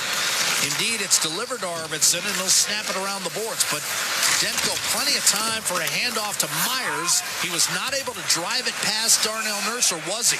They're going to whistle a hand pass against Nurse as he kept it in the zone, but with his glove. And as soon as Edmonton touches up, the faceoff comes outside. Well, Darnell put no heat on the pass across to Arvidsson, and Arvidsson basically had to eat the puck. For you football fans, Washington is heading to the NFC Championship game with a 45-31 upset of number 1 seed Detroit. Our old friend Kevin Quinn, long time. He's been a Lions fan his whole life. sucks for Detroit. It's such a great year. A lot of injuries on defense, Jack, as you know. Their last championship came before he was born, the year before, 1957. Bobby Lane. Well, Bobby Lane was not the quarterback of that team. He was injured very early in the season. Quarterback was Tobin Rote. Wrist low by Adam Henry. But yes, that is the Lane era, which actually ended after that season. He moved on to Pittsburgh. And unfortunately for Steeler fans, could not duplicate his success in the Motor City. Here's Henrique giving it up for Perry. Henrique angled off the boards. Perry heading for the net, sliding it off Henrique's skate. Still a power play, remember, which is finally ticked off. Arvidsson tried to flash it in front. That clipped the side of the net. Ekholm with a desperate zone keep against Soucy, and it remains down low for Corey Perry. So now 5-on-5. Perry banks it off the back of the net. Then centers for Ekholm, top of the left circle, looking for a lane. Checked by Bluger, lets it fly, and it was blocked in front and shoveled up the right-hand side by Forbert to Bluger. Rink wide to Soucy, centering pass off target. Wow, Soucy, no touch on that play for Pius Suter. He was all alone in front of Stuart Skinner. Quinn Hughes up to Connor Garland, and it's bumped back into the Edmonton zone. 9.5 minutes to play, second period. The Oilers have gotten one back, but still trail 3-1. Here's a turnover. Garland centering pass, one-timer, and DeBrusk had it blocked by Adam Henrique. That might have saved a goal. Here's Matthias Janmark around Garland, driving down the right-hand side in full flight. Janmark on his backhand, able to fight off traffic and a dart behind the net for Brown when he tried to slither it inside for Noah Philp. That was broken up and cleared by Quinn Hughes. Kept alive by Janmark, and Hughes has to reverse to Philip Roenick, who will serve it up to J.T. Miller, and icing will be waved off as Ty Emberson will track it down for Edmonton. Long stretch to Noah Philp. He'll dump it in for Edmonton. Back to gather is Roenick. Couldn't get it through Philp. He'll put it back down low, and now Garland's on it. Run into by Leon Draisaitl. Out there with Philp and Brown. Niels Hoaglander on the puck for Vancouver. Down to 3 goals this year. We talked about the 34-game dry spell.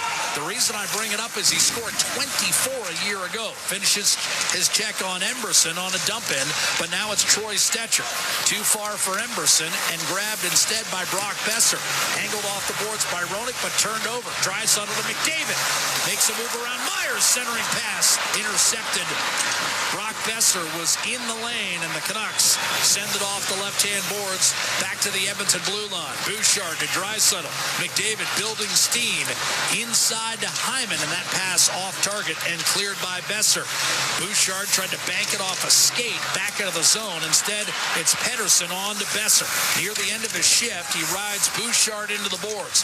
Ekholm looking to escape the pressure from DeBrusk. Ahead for Hyman too far, and that'll turn into an icing call against Edmonton with 7:49 to play in this second period, and Edmonton still on top 3-1. Zach Hyman's been fighting it, Jack. He's been wearing that bubble, and I have to think that it's affecting his ability to pick up pucks in tight.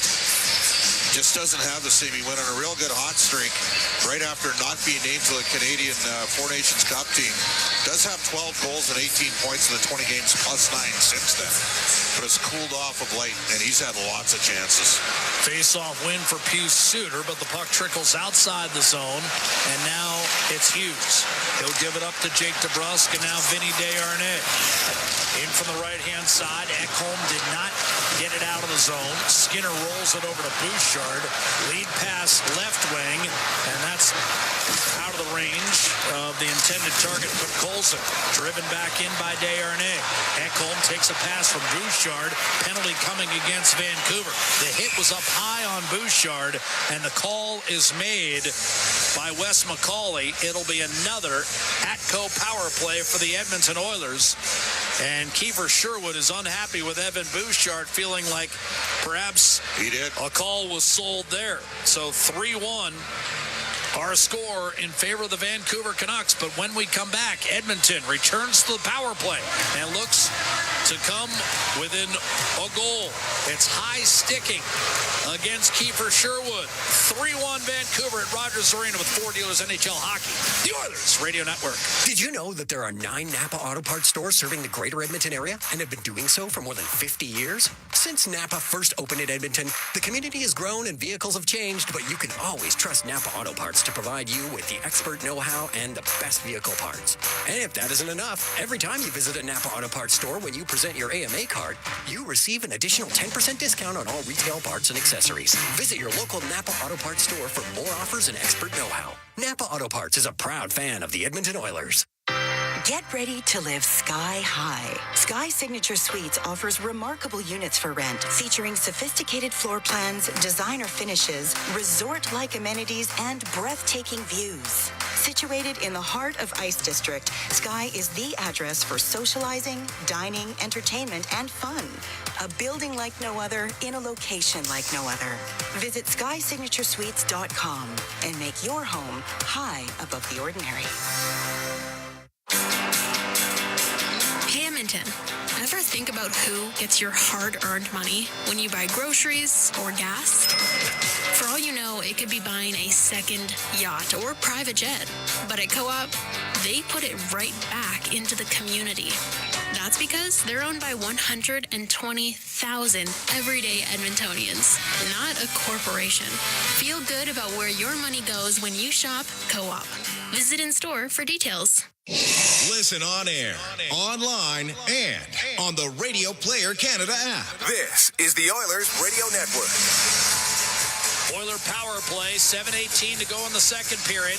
Vancouver led 3-0 after one. Draisaitl has scored here in the second, and now he'll take a face-off to Thatcher Demko's right and win it cleanly back to Evan Bouchard to the middle of the ice. Bouchard shoots, and that floated, ended up wide, deflected Nugent Hopkins. Little give and go with Draisaitl in the left circle.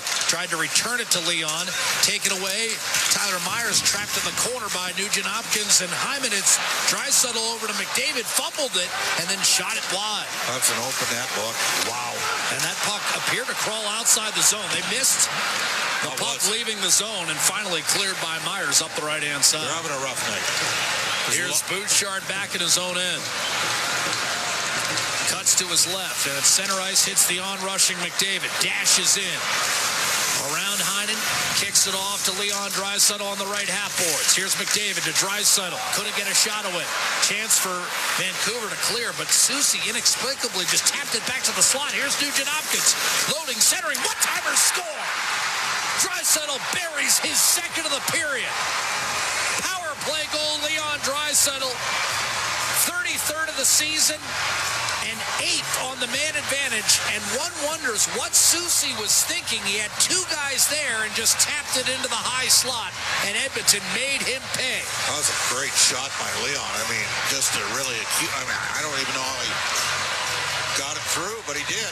Game on, Jack. He scores every goal from that spot. It's 3-2 as the Oilers have pulled within 1. He does from that side, but that was a little bit tighter. I don't know what Carson Soucy is doing here. That was an egregious turnover, and Nugent Hopkins slithered it across, and Leon Draisaitl able to finish it off from his office beneath the goal line, and that appeared to go through the breastplate of Thatcher Demko. JT Miller will dump it in. Nugent Hopkins and McDavid with the helpers on Draisaitl's 33rd of the season and second of the night. So the Oilers bang one in on the power play. Canucks charge in left to right off the center ice face-off. Here's Connor Garland. Back behind the net for Pius Suter. Angled off the boards, Hughes. A shot, and that sailed wide. Rebound, Roenick. He fires and misses. They're going to say Bouchard on the second assist. I thought it was McDavid who got it over to Nugent Hopkins. Wound around. Janmark at center ice. Dumped in. And Desharnais will leave it in the corner. Hughes on it for Vancouver. Hits a streaking Jake DeBrusk, left wing, fires, and that missed high glove on Stuart Skinner. Rebound Desharnais. DeBrusk, Desharnais took a shot, blocked by Phil. Then moved it for Forbert. Coming off the left half boards, Brock Besser. Been quiet thus far. Wrister into the glove of Stuart Skinner, who locates and freezes the puck with 5:12 to play in the second period. And indeed, it's game on in Vancouver. Edmonton once down 3-0, looking to rally from that exact same deficit for a second game in a row. They're within 3-2, and there's 25 minutes left in the hockey game. More second period play-by-play on deck. This is Four Dealers NHL Hockey live from Rogers Arena in Vancouver, BC. The Oilers Radio Network. Hey, Paul Brandt here. You know what I'm a fan of? Alberta. The wide open spaces, the highways and byways, and a rugged, beautiful terrain that I'm proud to call home. Maybe that's why I'm also a fan of my Ford F-150. It's tough, capable, and makes it a natural fit for roads like these. So if it's a new truck you're looking for, look no further than the truck Albertans love to drive, F-150. Head into your Alberta Ford dealer and tell them PB sent you. Tired of skyrocketing energy bills? Switch to clean, affordable power with Horizon Solar. Whether you want to cut costs, go green, or increase your home's value, Horizon Solar has you covered with tailored solar energy solutions. With current government incentives, there's never been a better time to make the switch. Own your power, control your bills, live sustainably. For your free assessment, call Horizon Solar today or visit horizonsolar.com to get started. Horizon Solar, where going green makes sense. Our people, our team. It's what business owners almost always say is their most important resource. But strong businesses don't just find great people. They make sure their teams stay healthy, engaged, and performing at their best. A benefits plan from Alberta Blue Cross is more than just drug and dental. They support the whole person with flexible coverage levels that fit the size and circumstance of your business. Find a plan that gets results at ab.bluecross.ca. All games, all season. You're listening to the Oilers Radio Network. Oilers trailed 3-0 after one. It's now 3-2, 5:12 in the second period. The Oilers' second periods all year long have been a strength. They're the best in the league in the second period. They've outscored their opposition 65-34. Vancouver an offensive zone face-off. Besser moves to Quinn Hughes' left circle. Checked by Arvidsson and Kulak. Trying a centering pass to Pettersson. That was broken up. Pettersson and Besser extremely quiet tonight for Vancouver. Thunderous check delivered by Jake DeBrusk in the corner, but the puck is muscled out by Arvidsson, and now you've got Besser looking for DeBrusk. He had changed. Onto the ice comes Pius Suter, and he'll dump it into the corner for Pettersson. Suter able to regain puck possession out to Soucy, who muffed that clear on the penalty kill. Edmonton took advantage. Draisaitl is second of the night to cut it to 3-2. Now it's Suter and Garland trying to keep the puck in the corner. JT Miller flashes behind the net and receives a pass. Miller with 2 first-period assists on the power play goals for Hughes, but here a turnover, and now it's Arvidsson up the right-hand side. He'll dump it in.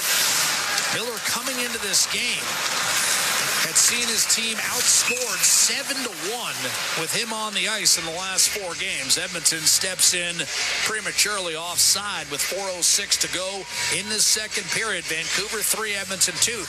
Now has the mood changed where Vancouver's thinking, hey, we're struggling, and all of a sudden our 3-goal lead looks awfully tight. 100%. Chris Knobloch's going to go to the whip here. Tomorrow's a CBA-mandated off day for the Oilers.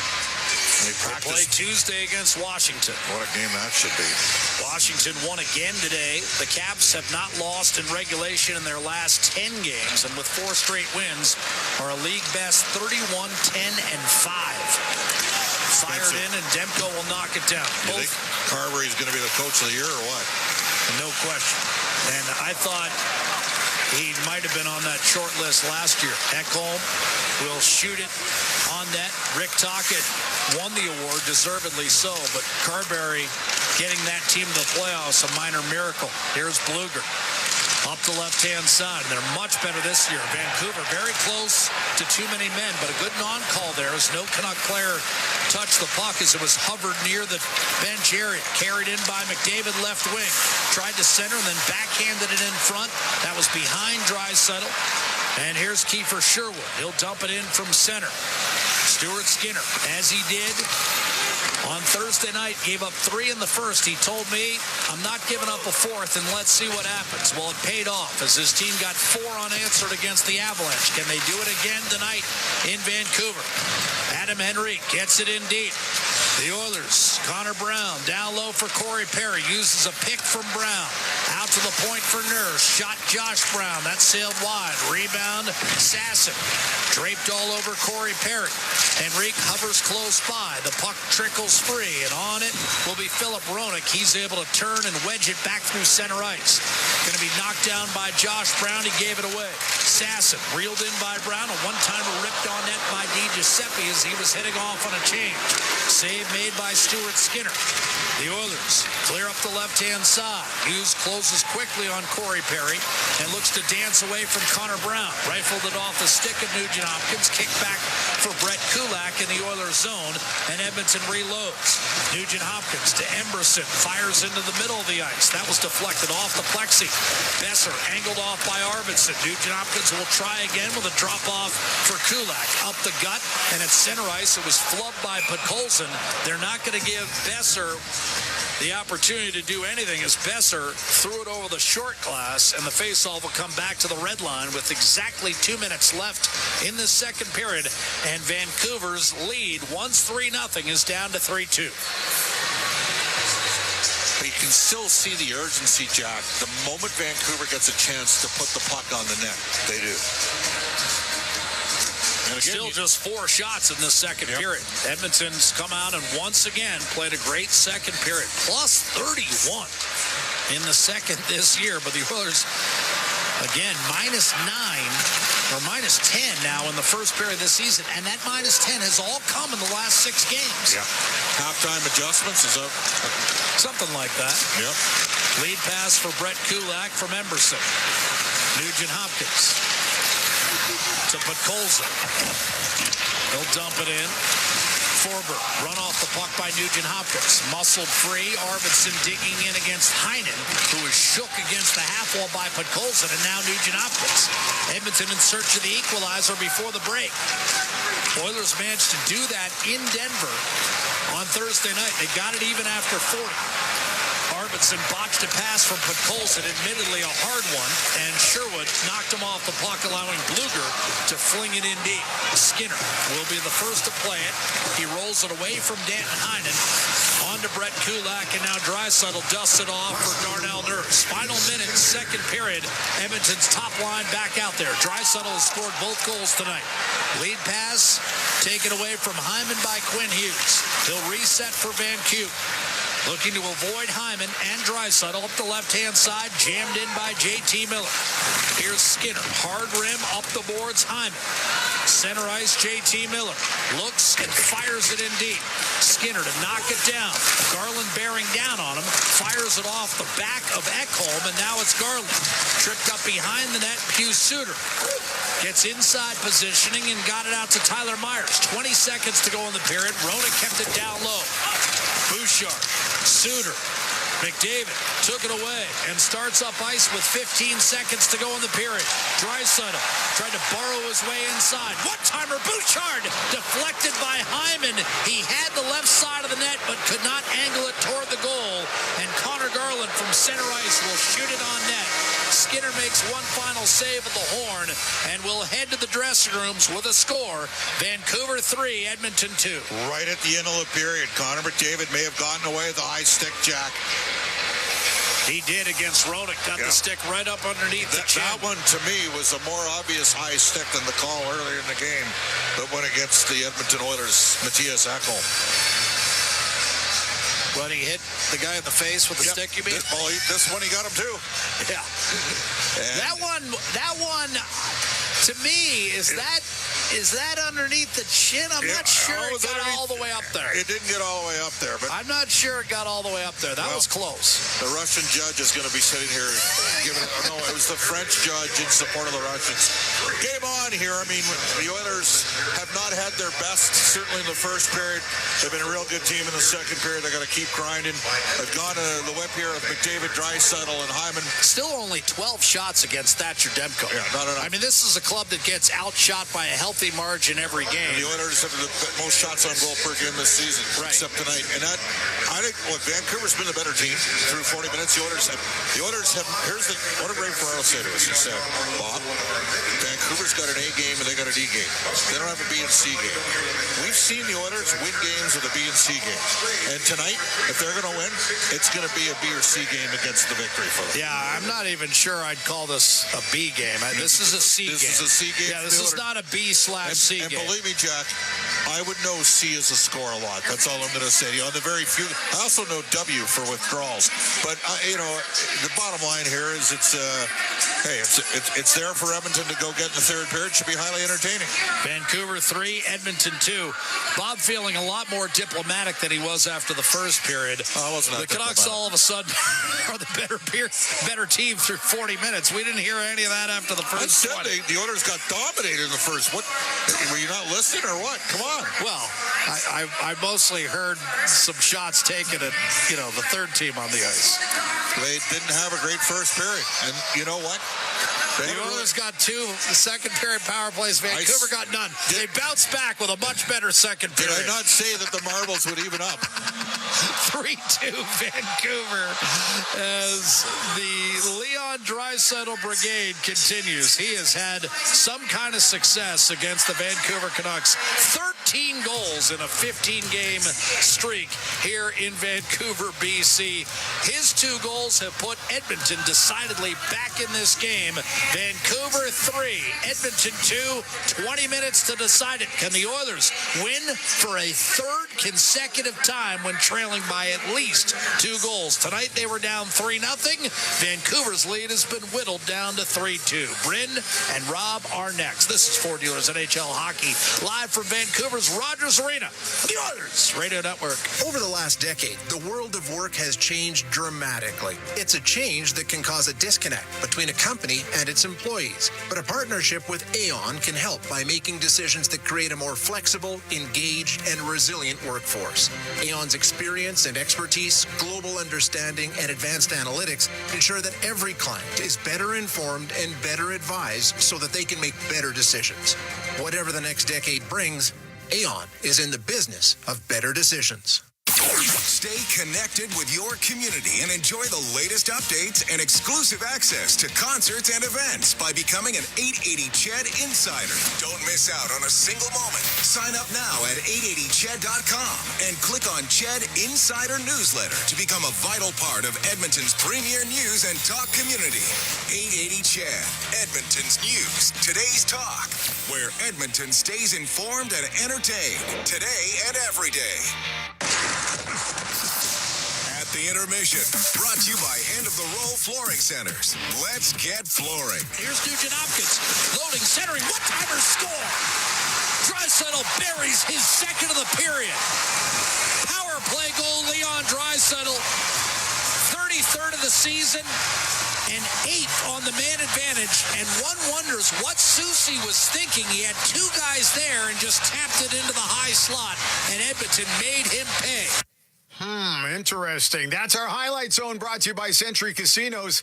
All in, all games, all season. Century Casinos with 3 great locations in Edmonton, in St. Albert, and at the Edmonton International Airport. Welcome to the Winter Zone.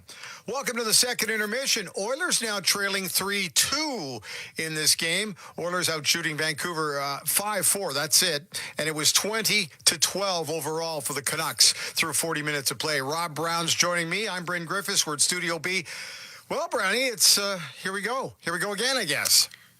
Well, we talked after one that the importance of the next goal. 4-0 is probably insurmountable. 3-1 is doable. And the Oilers loaded up their top line and were able to find the goal. And a big mistakes by the Vancouver Canucks. A, not clearing the front of their net, and B, taking a couple needless, careless penalties in that period. Now, having said that, Canucks still played pretty good in that period. They only gave up 5 shots.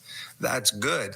But they gave up a couple high-quality grade A chances now there's nerves. Now that's everything that has gone wrong over the last month and a half is now playing in the back of your mind. And you're like, okay, we had a 3-0 lead. Everything's going our way.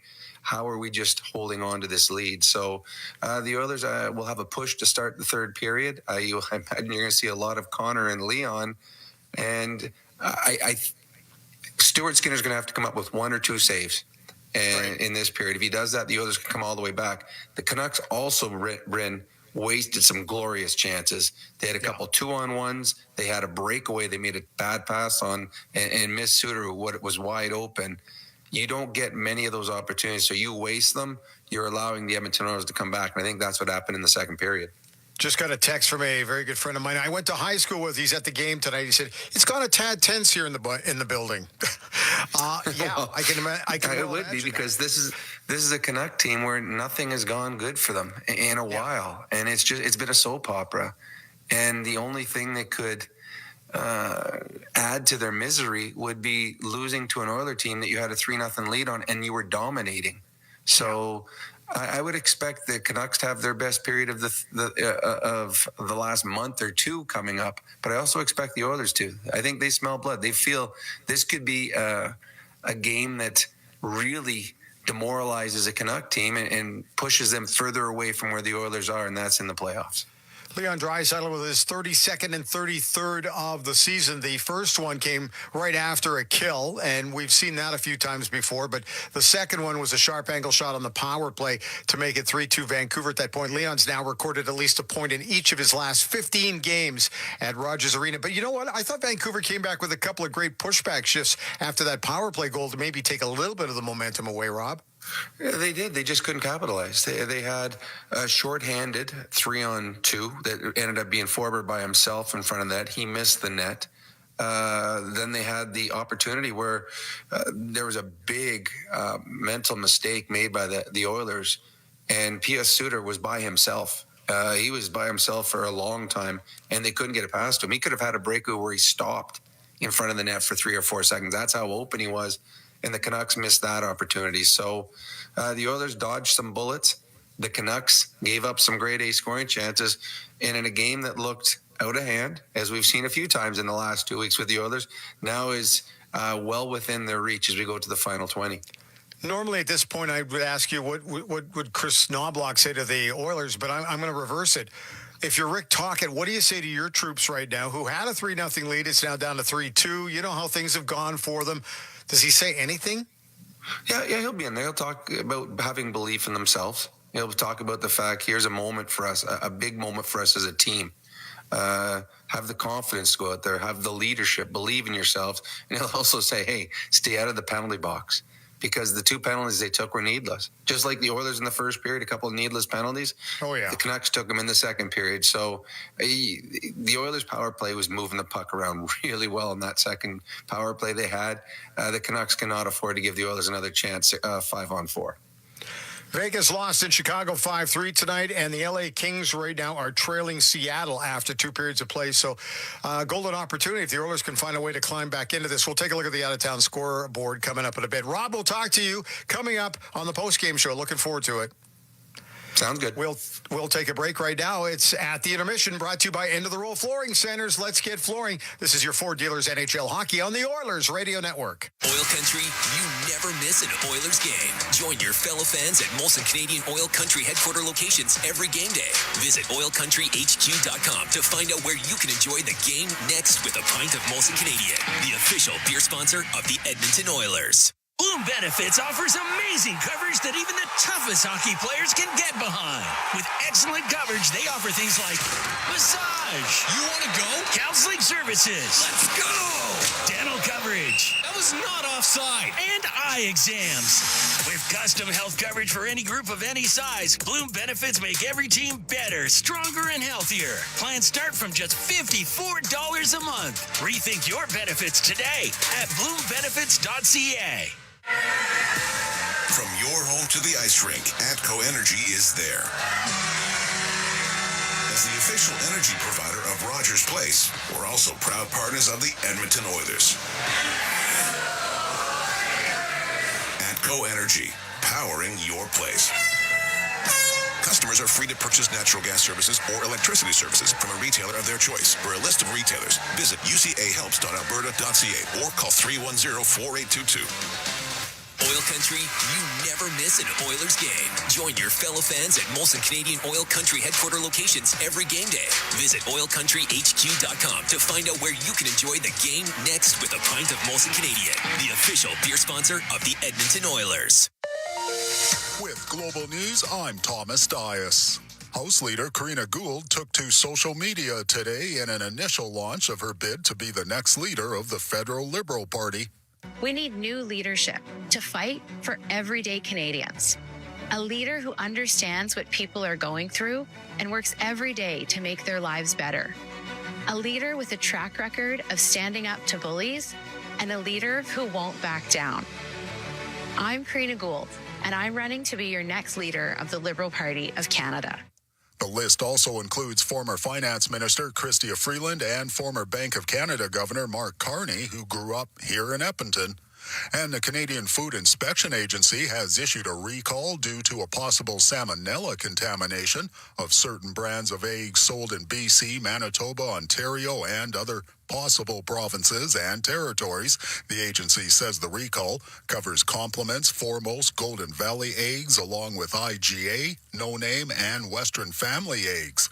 News on demand at 880ched.com. Score big with the unmatched purity of Clearwater Vodka, the perfect companion for Oilers fans. Crafted with the pristine waters of Alberta, it's a sip of local excellence. Clearwater Vodka, where the spirit of the game meets true Alberta quality. Must be 18 plus. Please drink responsibly. Chemco is more than just a trusted local name. Chemco has been building industry across Canada for more than 60 years. From engineering through to commissioning, construction, maintenance, and beyond, Chemco's multidiscipline approach stands firmly on the belief that Chemco cares. It's not just what they do, it's how they do it. Visit Chemco.com and discover how they can support your project today. Chemco, proud fans of the Edmonton Oilers, serving and supporting communities across Canada for over 60 years. It's game on at City Ford.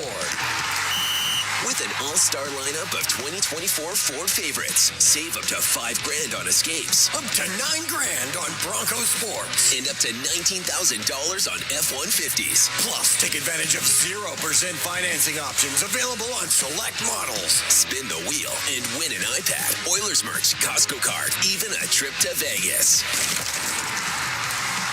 Visit City Ford on the St. Albert Trail. Score big with the unmatched purity of Clearwater Vodka, the perfect companion for Oilers fans. Crafted with the pristine waters of Alberta, it's a sip of local excellence. Clearwater Vodka, where the spirit of the game meets true Alberta quality. Must be 18 plus. Please drink responsibly. The Intermission, brought to you by End of the Row Flooring Centers. Let's get flooring. Bryn Griffiths back in Studio B in Edmonton. Time to take a look at the out-of-town scoreboard, brought to you by Pizza 73, the official pizza of the Edmonton Oilers. Hockey Day in Canada, 15 games. Only 2 teams not participating today. Let's take a look at the scoreboard. Other than the one we're watching tonight right now, the Canucks with a 3-2 lead on the Oilers after 40 minutes of play. It is the Seattle Krakens at the end of the second period leading the Los Angeles Kings 3-2. Final scores, Philadelphia 3-1 over the New Jersey Devils. The Ottawa Senators in a shootout, edging Boston 6-5. Dallas Stars got doubled up by the Colorado Avalanche 6-3. Florida Panthers blanking the Anaheim Ducks 3-0.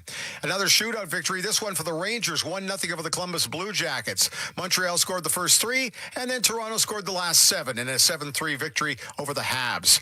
How about the Calgary Flames, 3-1 winners tonight over the Jets in Winnipeg. It was the Tampa Bay Lightning bouncing the Red Wings 5-1. Washington got by the Penguins 4-1. New York Islanders also 4-1 winners, but this one over the San Jose Sharks. And just a few other games. It was Utah doubling up on St. Louis 4-2, and Nashville beat the Wild 6-2. The other game we've been watching is the fact the Chicago Blackhawks knocked off the Vegas Golden Knights 5-3. In the American Hockey League, it was Bakersfield on the road in Chicago, but the Wolves prevailed with a 7-3 7-3 victory. And in the Western Hockey League, it was all Edmonton Oil Kings over the Moose Jaw Warriors in Saskatchewan tonight, 7-0. NFL action today, playoffs. Earlier this afternoon, Houston Texans visited the Chiefs in Kansas City, and it was the Chiefs prevailing 23-14. And just a few minutes ago, it wrapped up a shocker. Washington surprising the number 1 seed, the Detroit Lions, 45-31. That's a bit of a shocker. Okay, now I can rest a little bit. That's your out-of-town scoreboard, brought to you by Pizza 73, the official pizza of the Edmonton Oilers.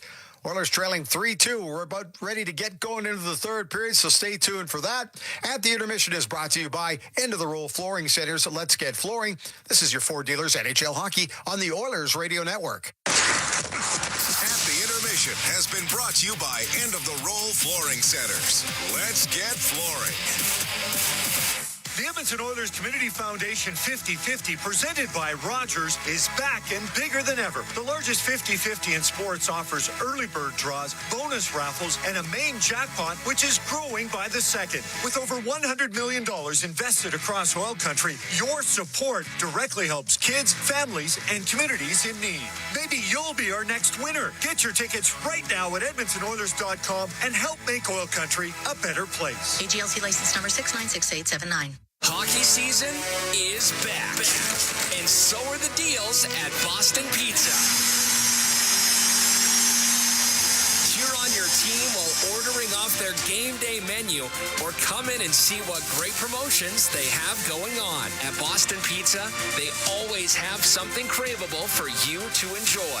Boston Pizza, proud partner of the Edmonton Oilers.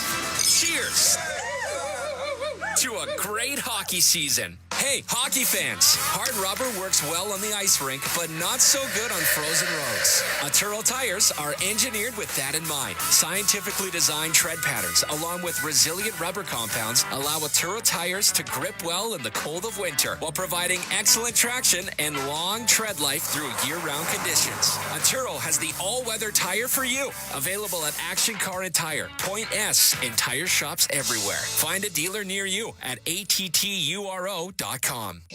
Listen on air, online, and on the Radio Player Canada app. This is the Oilers Radio Network.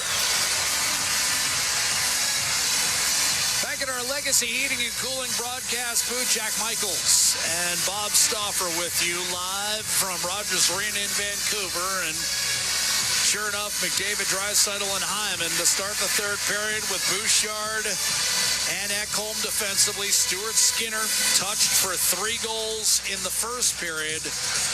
But since then, he's locked it down. In fact, Edmonton permitted Vancouver just 5 second-period shots. Then again, the Oilers only had 5 shots in the second period. So they've gotten 2 on 12 against Demko, 2 on 21 at the other end for Vancouver. JT Miller to take the face-off against Connor McDavid. And the question begs itself, Bob, can they do it again? Can they find a way? Off the draw, McDavid to Leon Draisaitl. Edmonton in search of the equalizer. Trailed 3-0 after the first. McDavid, one-timer to save made. Demko first on Ekholm, and then Hyman point blank. Oilers rallied 3-0 down in Denver the other night. Beat the Avalanche 4-3. Here's Bouchard up the right-hand side for Zach Hyman. 6 times this year, Vancouver has lost a game when leading after 2 periods. Kulak to McDavid, feathered in front, looking for Hyman. That one off his skate, and Garland manages a clear. Meanwhile, the Oilers this year, 4-9 when trailing after 2, and I know what you're thinking. That puck is eating up Zach Hyman tonight. I just think it's the bubble. The bubble. Here's Arvidsson at center. Elias Pettersson left wing, puts the brakes on, waits, feeds Carson Soucy, who gets a shot and fires it. Ooh, and that's a painful block. Who was felled by that? Arvidsson. Yeah. He can't even get off. And indeed, Arvidsson, with Vancouver rushing back through the neutral zone, unable to rise. And now finally on his feet. He'll labor to kind of stay in this game, but a painful block on that rocket from Soucy. I don't think he's putting any pressure on it. My guess is that he had his shin pad turned. That got him in an unprotected spot. Now, sometimes your leg can also be deadened a bit, and the nerves, kind of unable. It looks like he's going to be able to shake this one off. Sometimes you get the dead leg going right when you get hit. And Arvidsson, I think, is going to grind this one out. He did not go underneath. Face-off, meanwhile, to Skinner's right-hand side. A little bit of a change of the lines here. Right now, you've got Henrique out there with Perry and Brown. Teddy Bluger on the face-off, guided back. Derek Forbert. Down low in the corner for Kiefer Sherwood. Oilers won the first of 3 regular season matchups between these two 7-3 2 months ago in Vancouver. And the rematch and the final meeting of this regular season will be on Thursday at Rogers Place. A block shot, hard rim. Perry picked it off. Henrique inside to Brown, and that misfired. My guess is they want Janmark's speed out with Phil. And, when he's out there on the ice, they're basically playing a forward short here. Well, they are. 11 forward, 7 defensemen tonight. Chipped up the right-hand side. Troy Stetcher knocks it down. One thing you get, of course, with 11 forwards is often some newfangled combinations, especially with McDavid and Draisaitl motoring through, sometimes getting double shifted. G. Giuseppe in on the forecheck. Noah Philp looks to carry it out. Guides one back through center. Jeff Skinner and Derek Ryan, along with Kasperi Kapanen, all 3 healthy scratches tonight for the Oilers. Here's Philp. Checked by Quinn Hughes, down low in the offensive zone. Muscles it out to Emberson. But Colson takes a peek, fires one across. Laid off by Stetcher, shot Emberson, whose only NHL goal came against the Canucks. He's got 1 goal in 73 games, and it came against the Canucks back in late November of 2023. And as you know, he had a 7-goal, 30-plus point season in the minors the year before for Chris Knobloch in Hartford. Charging in from the right-hand side is Leon Draisaitl, weaving his way toward the goal, on his backhand, protecting. Here's a drop-off to Ekholm, who whistled one wide. McDavid and Hyman out there. Bouchard behind Draisaitl with that pass. Threw off the timing. Garland able to pluck it off the boards, but he put too much on it.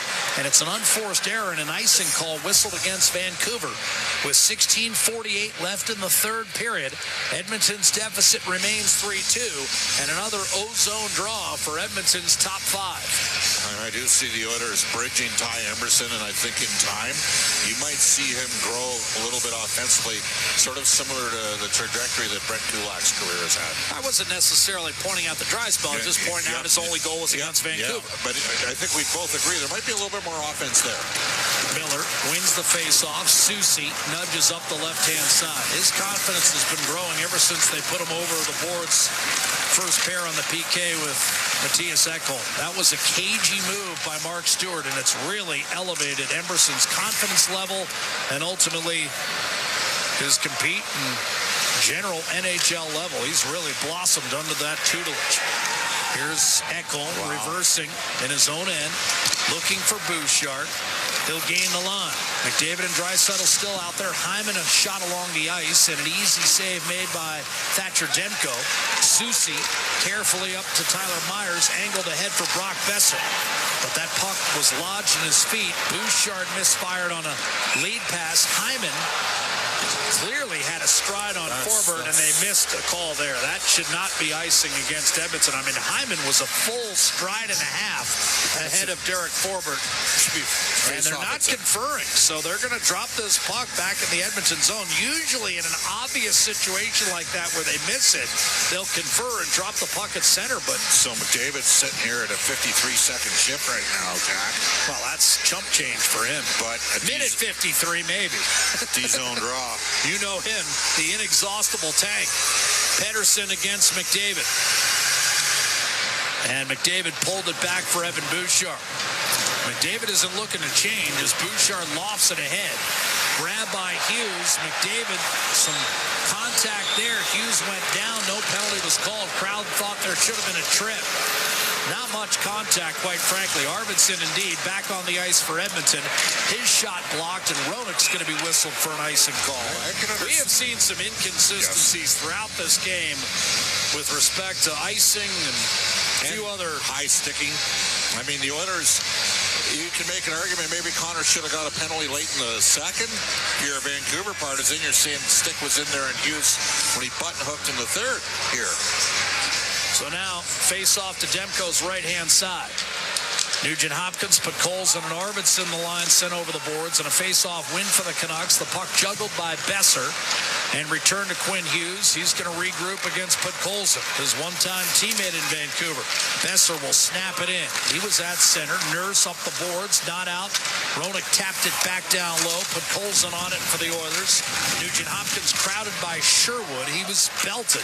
That puck shaken free. Bluger looking to finish his check on Kulak. He reverses over to Nurse. Sherwood burrowed his way in. Nurse is on top of him. The puck squirts free, and now Arvidsson will carry it out for Edmonton. On to Kulak, and he'll shoot it in. Demko has the puck hop over his stick. Now it's Philip Roenick. Looked up ice, sent one up the right-hand side. Heinen couldn't get on that puck. Looked like it crawled across the blue line. Kyle Murchison says no, doesn't matter, as the Oilers will just trade the puck in their own end. But like I said, there was one play like that in the second period where it was ruled to have not exited the zone when it was obvious it had. Here's Forbert off an Edmonton dump in, able to backhand one up to Niels Höglander. Trying to give it up right-hand side. Excellent backtrack by Adam Henrique as he picked it off. The intended target was Max Sasson. Henrique at center ice, shovels ahead for Connor Brown. He'll float one across to Bouchard as once again Perry with Henrique and Brown in this alignment. Josh Brown, meanwhile, the pairing with Evan Bouchard. Two righties on the ice. He'll trade and be replaced by Matthias Ekholm. 6 minutes having elapsed here in the third period. Vancouver 3, Edmonton 2. Draisaitl both goals for the Oilers. McDavid jitterbugging his way as far as the Vancouver line. Taken off his stick. Soucy ahead to Connor Garland. He'll dump it in. Ekholm to Bouchard, and now Draisaitl building ahead of steam as he moves his way through the neutral zone. Button hooks, hits Ekholm. Now McDavid, open left circle, cross ice, and that was tipped away by Garland. I thought McDavid had a path toward the net there. So did I. 13:30 to play, third period. Vancouver led 3-0 after one. Hughes a pair of power play goals. Draisaitl with a pair of second period goals. One of the power play, one at even strength to bring Edmonton within one. Draisaitl against Pettersson. Offensive zone for Vancouver. Pettersson snatched it back from McDavid. Played it down low for Brock Besser. He rolls off traffic. Left point shot forward. Tipped by Pettersson. Blocked by Ekholm. Pettersson back on the puck for Vancouver. Out to Forbert. He shoots, and that was missed by Besser. That was kind of a slap pass more than anything else. Pettersson to the point. Mishandled by Desharnais. He's able to get on the puck with McDavid bearing down on him. Now Jake DeBrusk back into the offensive zone for Brock Besser. He waits and backhands it down low. DeBrusk in against Ekholm. He'll reverse up the right-hand side. Arvidsson lets it go through to Noah Phil. Cuts left on first Bluger and then Sherwood. Heinen comes over to close on him, and Desharnais will carefully send the puck over to Derek Forbert in the Vancouver zone. Lead pass Bluger. Advance through to Sherwood. He'll tap it in and move in on the forecheck against Darnell Nurse. Heinen centering pass, and Bluger must a wrist shot. Phil had defensive zone coverage and might have interfered with that ability. Here's Matthias Janmark up through center. He'll wrist it down deep. Arvidsson first on the puck for Edmonton. Checked by Roenick. He rolls off that pressure and stays with it. Four-player pile up in the far left corner of the offensive zone for Edmonton as we dip inside. 12 minutes to play in the third period. Puck shaken free to Nurse. His shot sails wide. Rebound to Quinn Hughes. Off the left-hand glass. It's Danton Heinen on the puck for Vancouver. Just one win in its last 7 games for Vancouver. Hughes to the net short side, and that clipped the side of the goal, and the rebound, Sherwood gets back on top of it for Vancouver. Canucks will change. Madsen protecting in the left corner. Checked off by Nugent-Hopkins. Kicked it free and then stolen by Höglander. Rolled toward the net. Höglander unable to stuff it in against Stuart Skinner. The puck rolls behind the net. Nugent-Hopkins to Podkolzin. Under duress in the form of Phil DiGiuseppe. Shaking off a check is Brett Kulak. He's on his backhand as he brings it out of the zone. Lead pass for Podkolzin. Stolen away by DiGiuseppe. Heading for the Edmonton net. Protecting on his backhand. Looking for a teammate. Leaves it in the corner for Höglander. Against Kulak. And now Sasson. Höglander fires it cross ice. Shot Desharnais. Missed badly. Rebound off the boards. Forbert. Down low to Höglander. Skinner looking. Here's a dish to Desharnais. Good friends with Stuart Skinner. Back to DiGiuseppe. His shot tipped. Hacked at by Miller. And a save made. Stuart Skinner with 10:39 to play in the third period. Vancouver not permitting Edmonton many chances. Just 2 third-period shots in 9.5 minutes for the Oilers. But the Canucks lead remains a paltry 3-2. It was once 3-0. Can Edmonton summon another third-period comeback? We'll come back with more live play-by-play from Rogers Arena in Vancouver, BC. The Canucks 3, the Oilers 2. This is 4 Dealers NHL Hockey. The Oilers Radio Network. Looking for custom flags, banners, or canopy tents? Aurora Flags and Banners has a dedicated team to provide you with custom solutions and quality products. Aurora Flags has proudly serviced Canadian businesses and organizations for more than 30 years. Get a quote today at auroraflags.com. Hey, Paul Brandt here. As a musician, I'm drawn to the sounds of this great province. Whether it's the wind blowing down the Rockies, the rustling of grass across the prairie, or the sweet sound of a Ford Super Duty, it's all music to my ears. Speaking of Super Duty, with heavy-duty performance that's built for getting the job done right, it's no wonder this truck has Albertans singing its praises. The 2024 Ford Super Duty is available now at your Alberta Ford dealer. Just head on in today and tell them PV sent you. For years now, we've been warning Edmontonians on the hazards of our stormwater facilities. While they may appear to look like still ponds, there is moving water beneath the surface, which makes the ice dangerously...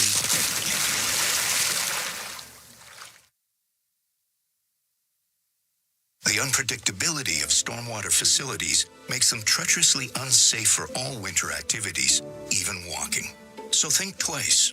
Don't go on the ice. A safety message from EPCOR. Looking for custom flags, banners, or canopy tents? Aurora Flags and Banners has a dedicated team to provide you with custom solutions and quality products. Aurora Flags has proudly serviced Canadian businesses and organizations for more than 30 years. Get a quote today at auroraflags.com. All games, all season. You're listening to the Oilers Radio Network. 3-2 hockey game for Vancouver as Edmonton looks to become the 10th team in the history of the league to record 3 consecutive multi-goal comeback victories. Beat Minnesota on Wednesday night, trailed 2-0, won it 5-3. Beat Colorado Thursday night, 4-3, trailed the game 3-0 at one point. Here's Ekholm digging it out of the corner. Vancouver led 3-0 after one. Draisaitl scored twice in the second period. It's 3-2 with 10 minutes to play. McDavid hit the Vancouver line, relieved of the puck. Golfed in by Ekholm. Draisaitl token pressure on Soucy. Over to Tyler Myers, and the jittery Canucks get it out, but Soucy put too much on that. Skinner elected to play it. Might have been icing as that was heading toward the side of the net. Instead, it's Bouchard to Nugent-Hopkins streaking through the middle. Arvidsson in close quarters with Quinn Hughes, who scored twice in the first period on the power play for Vancouver. Steal Darnell Nurse. Behind the net, Nugent-Hopkins. Arvidsson right corner. Edmonton pressing for the equalizer here. Nugent-Hopkins served it up. Nurse left point. Not much on that pass, but down low it's grabbed by Arvidsson. He's pestered. Put it back down in the corner, and Podkolzin protecting. Chipped it over to Nugent-Hopkins. Served it up for Brett Kulak. Across to Darnell Nurse. High slot. Arvidsson pounds one toward the net. Going to have it deflected wide. 9:20 remaining in regulation. It's Vancouver 3, Edmonton 2. Canucks carve the puck out of the corner. Here's Brock Besser. Shoveled ahead. Pettersson let it go through to DeBrusk. He'll pop it in and get jackknifed into the bench by Darnell Nurse. Kulak, a reset for Edmonton as we go inside 9 minutes left in the third. McDavid back on the ice with Leon Draisaitl. Here's the outlet from Kulak to Draisaitl. He'll lug it through the neutral zone with Hyman on his right. Eventually knocked off his stick, and Edmonton must regroup. They're just playing a static, basically a 1-3-1 here. This is looking a bit like how LA plays in the neutral zone, Jack, right now. Lead pass for Ekholm. Moves in against Tyler Myers. Puts the brakes on. Myers checked him off the puck. Hyman there with support. He'll swing it around the boards for Bouchard. Left alone on the right half wall. Bouchard scored the game winner against Colorado. It was just his second goal in 23 games. 11th career game winner. Draisaitl stripped by Heinen. Banged in by Connor Garland. Stuart Skinner will clear up the left-hand side. Draisaitl changes. McDavid still out there. A quartet of Canuck defenders roll at him. And when McDavid kicked it back to the point, Stetcher had not yet gotten there. So the Oilers have to fall back. Jack, how many shots the Oilers have in the third period here? They got two. Two shots in 12 minutes and only 14 for the game against a team that routinely gets outshot. Adam Henrique pumps it up the left-hand side. Back to collect is Derek Forbert. He'll leave it for Brock Besser. Saucer to head. Pettersson able to collect against Emberson.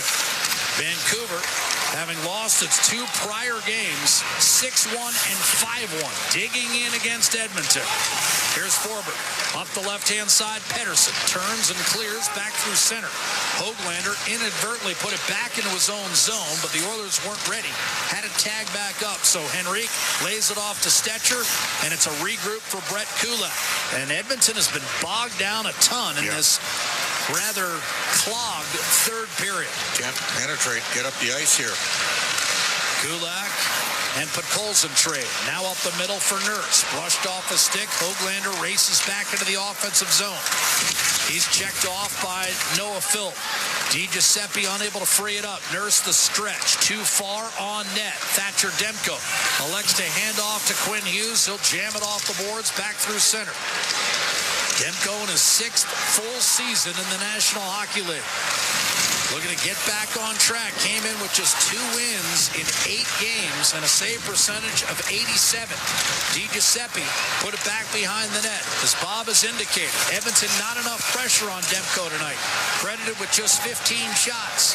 Roenick takes a pass from JT Miller, and he and Hughes will just melt some clock in their own end.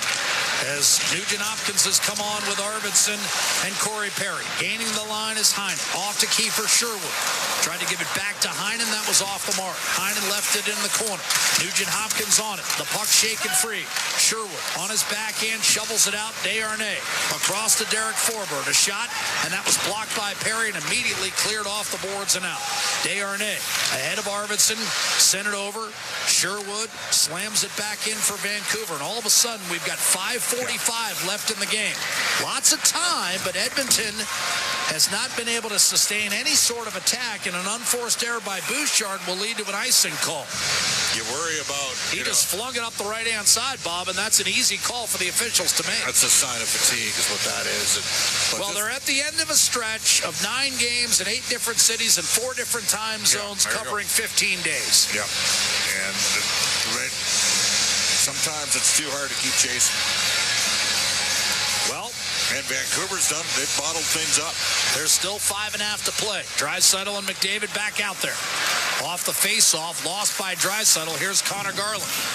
Draisaitl checked him against the end boards. A drive by Soucy. There was traffic in front in the form of JT Miller. He was down on all fours. Edmonton came up with a rebound. Bouchard and McDavid lost it at center, and Suter twisted it back inside the Edmonton line as Vancouver stacks its own blue line. McDavid will jump in against Carson Soucy. Twist it back for Bouchard. Pressure from Garland forces a turnover. Pius Suter weaving his way through the neutral zone.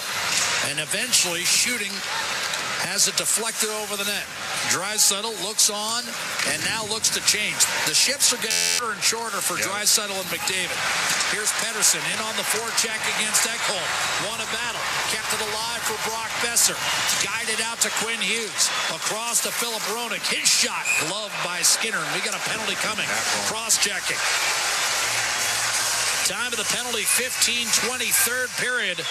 And Vancouver will be awarded a fourth power play tonight. Ekholm to the box. Canucks 3, Oilers 2. Vancouver looking for insurance on the power play. When we come back to Rogers Arena, this is Ford Dealers NHL Hockey. The Oilers Radio Network. Believing in yourself takes confidence. At Portage College, 93% of grads say their education gave them the skills and knowledge they needed for their careers. That's the kind of confidence that leads to great results. Learn more at portagecollege.ca. Hey, Edmonton. Ever think about who gets your hard-earned money when you buy groceries or gas?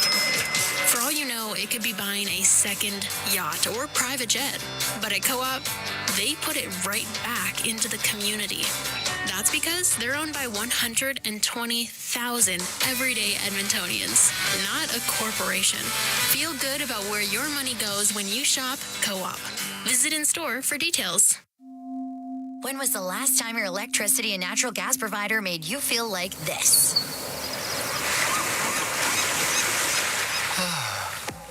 Low rates, no strings attached, year-round perks, and local energy experts who always have your back with Encore by Epcor. Find that carefree energy feeling at encore.epcor.com/carefree. Customers are free to purchase natural gas or electricity services from a retailer of their choice. For a list of retailers, visit ucahelps.alberta.ca or call 310-4822 toll-free.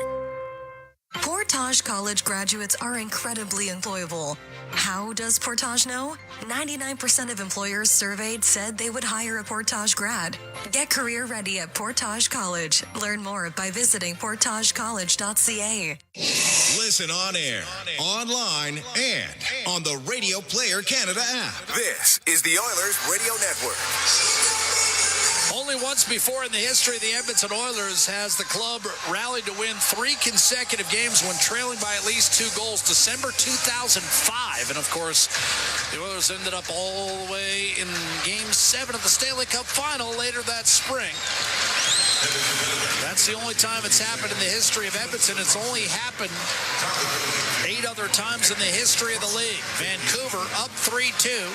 Led at 1.3-0, looking for insurance on the power play. Napa Auto Parts penalty kill.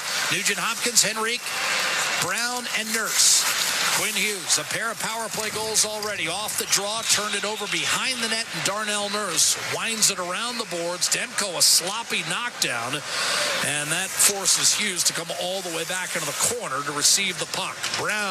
Connor Brown, meanwhile, has hopped over the boards. Lead pass ahead of Janmark, and that's well offside. Whistled against Brock Besser, as we got a glimpse of what it would look like if there were no offside in the NHL on that long toss for Besser. Bring the face off all the way back inside the Vancouver zone. 4:02 to play in the third period, and 1:22 left in the cross-checking minor against Matthias Ekholm. Oilers got to get a kill here to give themselves a chance, Jack.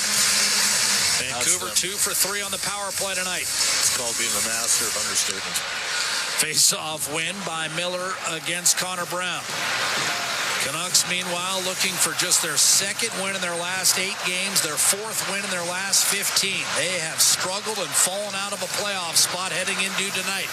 Besser shoots from a sharp angle and missed. Miller gave it back to him on the right half boards. Off the wall, Hughes to JT Miller. Fires, and shot by Ty Emberson. Sees that puck hurtle out of play. 56 seconds left in the Napa Auto Parts penalty kill, and 3:36 remaining in the hockey game. As Bob indicated earlier, the Oilers will take tomorrow off, return to practice Monday in preparation for a Tuesday tilt against the Washington Capitals, who lead the league after Winnipeg was beaten earlier today. It's Washington all by itself atop the league at 31-10-5, and the Canucks are going to take a timeout here. 3:36 to go in the third. I don't mind this from Rick Tocchet. He knows what he's doing. Reset with your top power play unit and see if you can get a key goal that would keep Edmonton at bay. No question. It's a 7 o'clock face-off, by the way, against the Capitals. Cam Moon and Bob Stauffer will have the call for you live from Rogers Place, opener of a 6-game homestand. We said a grueling first 2 weeks of January, and then February will be a lot of travel between Four Nations Cup. No doubt some holidays for the Edmonton Oilers and road trips both preceding and succeeding the Four Nations Cup. St. Louis and Chicago before the Four Nations, and then after, Bob, you and I will be in Philadelphia to start, and that's a trip that takes Edmonton through Washington and the Sunshine State. It's going to be a tough trip, Jack. That'll be the toughest trip of the year. But that's next month. This is the present. Vancouver 3, Edmonton 2 after the timeout. It's Miller against Henrique.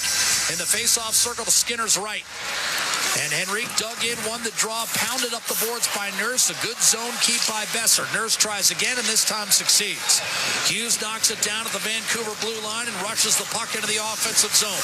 Miller with 40 seconds on the power play, hands to Hughes. Then back to Miller. 2 assists already tonight. Feathers one to Besser. Miller one more time. Little spin move on Connor Brown to Besser. Hughes looks for a lane, dishes off. Connor Garland, not there. Hughes, 25 seconds on the power play. Garland, not anticipating a return pass, has to spin away from Josh Brown. Checked against the boards by Henrique. Freed up by Brown to Nurse. Up the wall, Quinn Hughes. Little spin move on Connor Brown, and an errant pass chases Besser back to center. And the Oilers are going to get this killed off. Lead pass, Pettersson, heading for the net. Garland fires, and a save made by Skinner as Ekholm comes charging out of the box. McDavid plowed his way through a potential hold against Pettersson and sent it up to Ekholm, fresh out of the sin bin. Here's Soucy up the boards, knocked down by McDavid.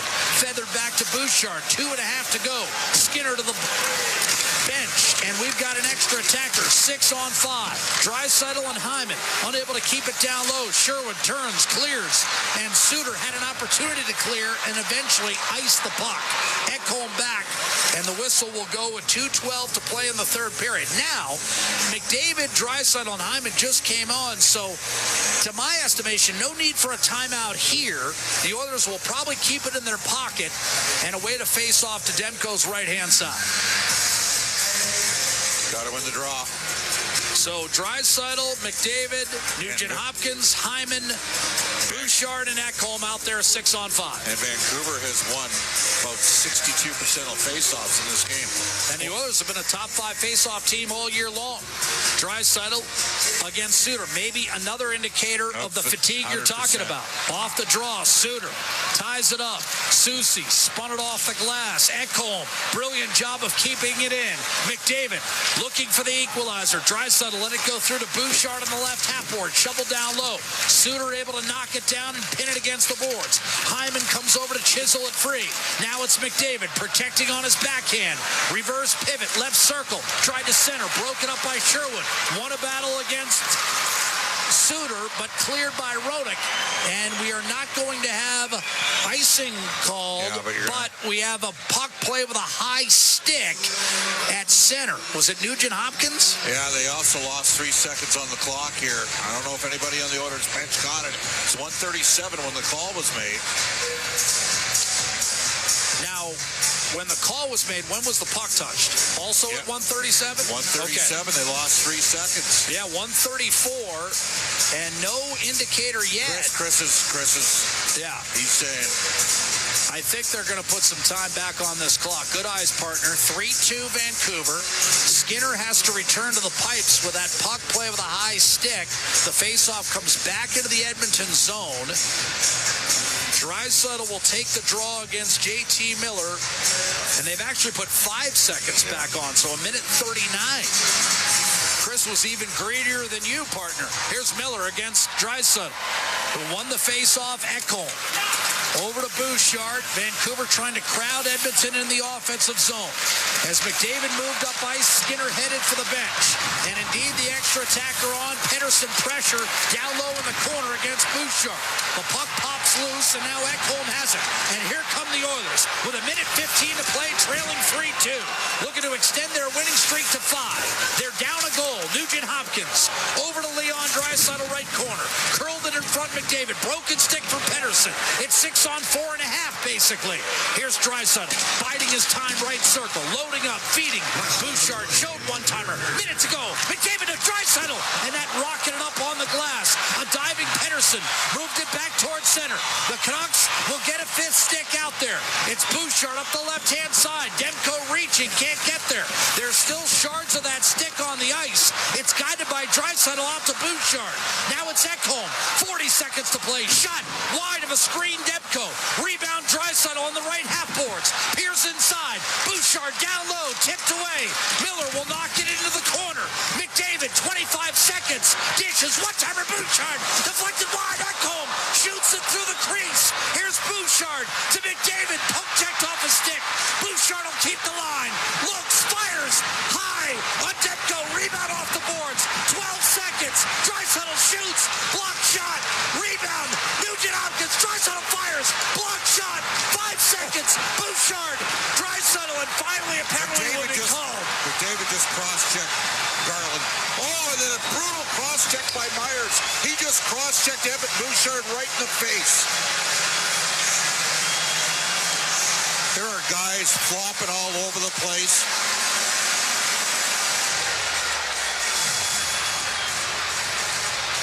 Draisaitl staring down Connor Garland.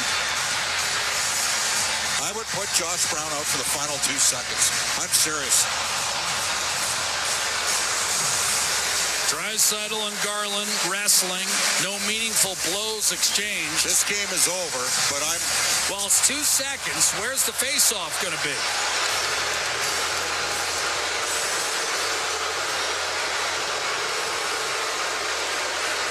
Myers and McDavid have been sent off. A wild sequence of block shots. See, no matter what, the face-off's coming outside the line, so you can't win the game. If both players were penalized, I didn't actually see an arm go up with McDavid. I did see with Myers. He got a penalty. So Garland was swarming McDavid, and McDavid finally got up and cross-checked him right in the chops. It was coincidental. He came up too on him.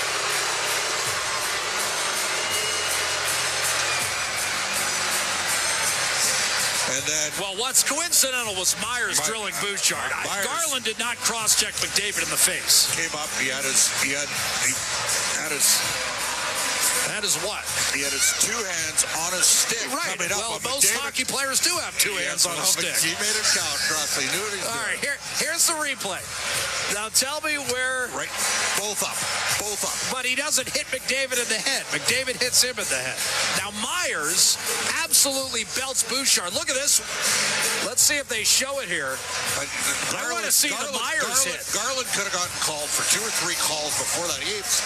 Well, he was holding McDavid, and McDavid had finally had enough. Right. Now, where's the Myers cross-check? Let's get the call. We have major penalties on the play. Now go under review. Yeah. Under review. Like he's tackling him once. Now look. Yeah. No. What I'm waiting for is Myers on Bouchard.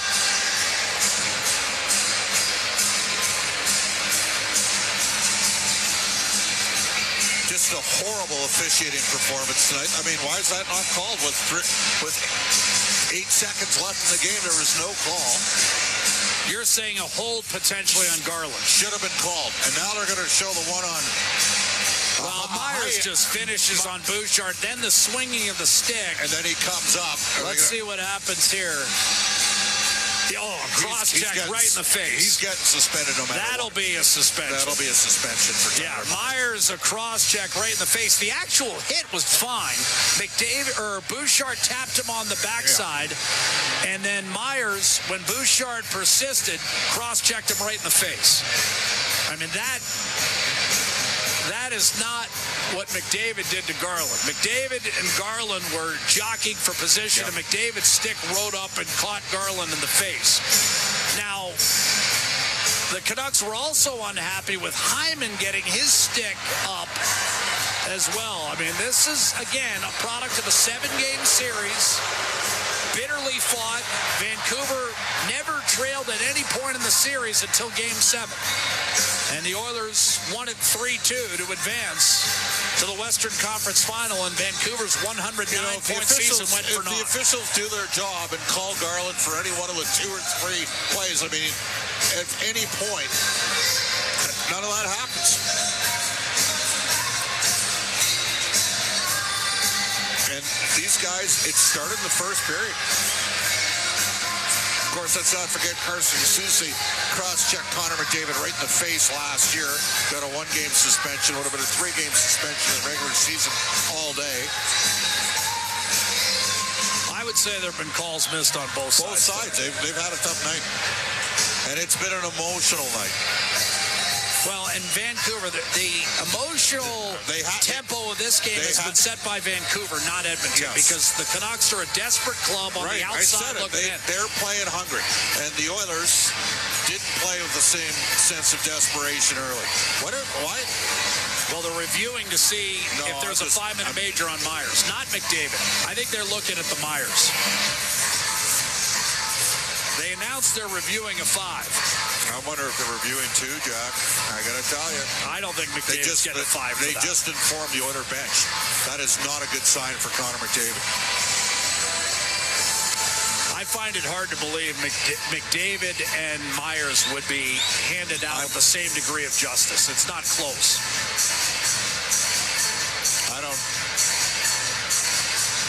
I'm going to guess here that we're looking at major penalties both ways. All right, penalties on the play. 97 Edmonton has a match penalty. Number 57, Vancouver has a match penalty. There you go. Everyone else on the ice has minors. I don't agree with McDavid's being a match penalty. You knew it was coming. I'm sorry, I don't agree with that. I don't agree with McDavid's being a match. This is the only Myers was a match for sure, and McDavid absolutely was, but I don't think it's a match. So what happens is the world's best player has to take matters into his own hand because this league doesn't protect their star players. Right? They don't call penalties as the playoffs go on. In the meantime, we get a little Belinda Carlisle reverberating throughout Rogers Arena. There's 2.3 seconds officially on the clock. And because of the coincidentals, the faceoff is going to come out to the neutral zone. Everybody that was out there has got to go off here. And Brown is, if I'm Brown, I'm putting him at wing. I'm putting him up at wing.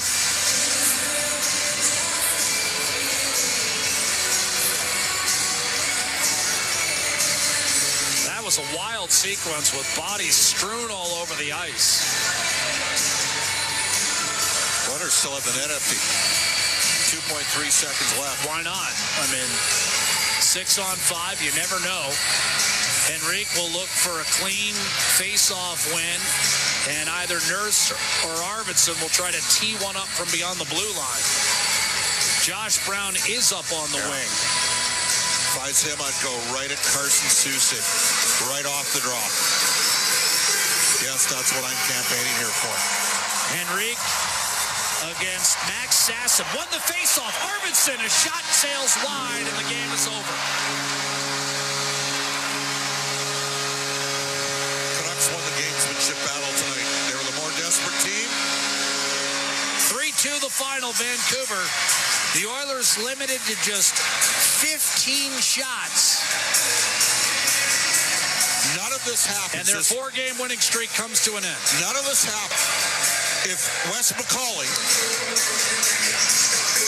who you typically like, I think he's historically been one of the best referees in the league, and Chrisley, if they do their job and give Connor Garland a penalty, any one of the 3 they could have called, none of that would have happened. And the exasperation and frustration that McDavid shows at the end of the game is a direct result of the fact that there could have been 3 separate penalties on Connor Garland. And that is the gamesmanship battle that the Vancouver Canucks won tonight.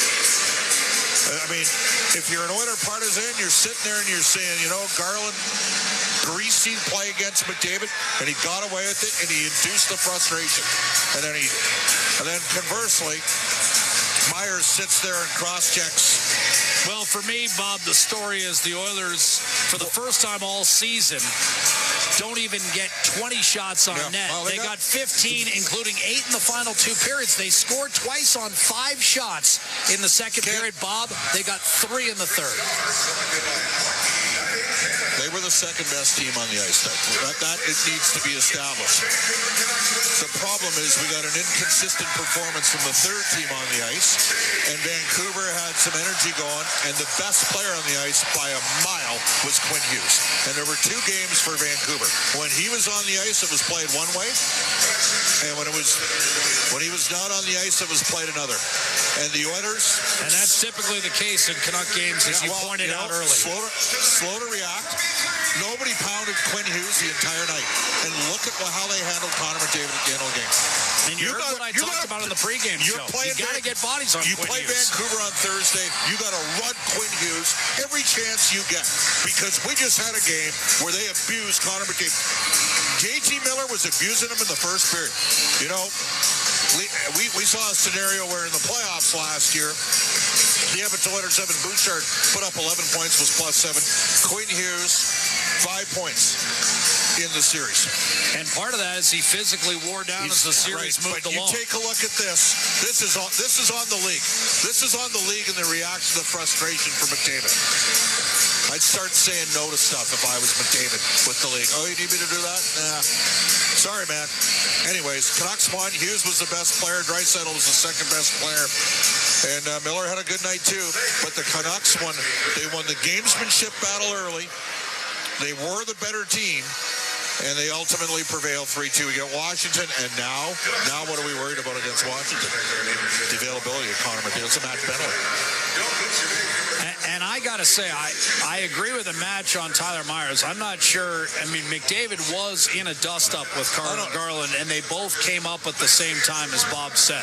Now, McDavid made the contact to the face, but they were in a battle. That's different than Bouchard with his arms at his side, and Myers drills him right in the neck. The story is on Tuesday is whether, what's the availability for McDavid. And we're going to have to wait and see on that front. And Washington's got a good team. Jack, the only team in the league with 2 right-handed catching goaltenders. Well, they've got the best team in the league is what they have, and they have a guy, a Logan Thompson, who's lost 2 games all year long. Well, and they've... and I think part of it is it's just such a different look for the shooters having the 2 right-handed catching goalies. Part of it is, one man's junk is another man's treasure.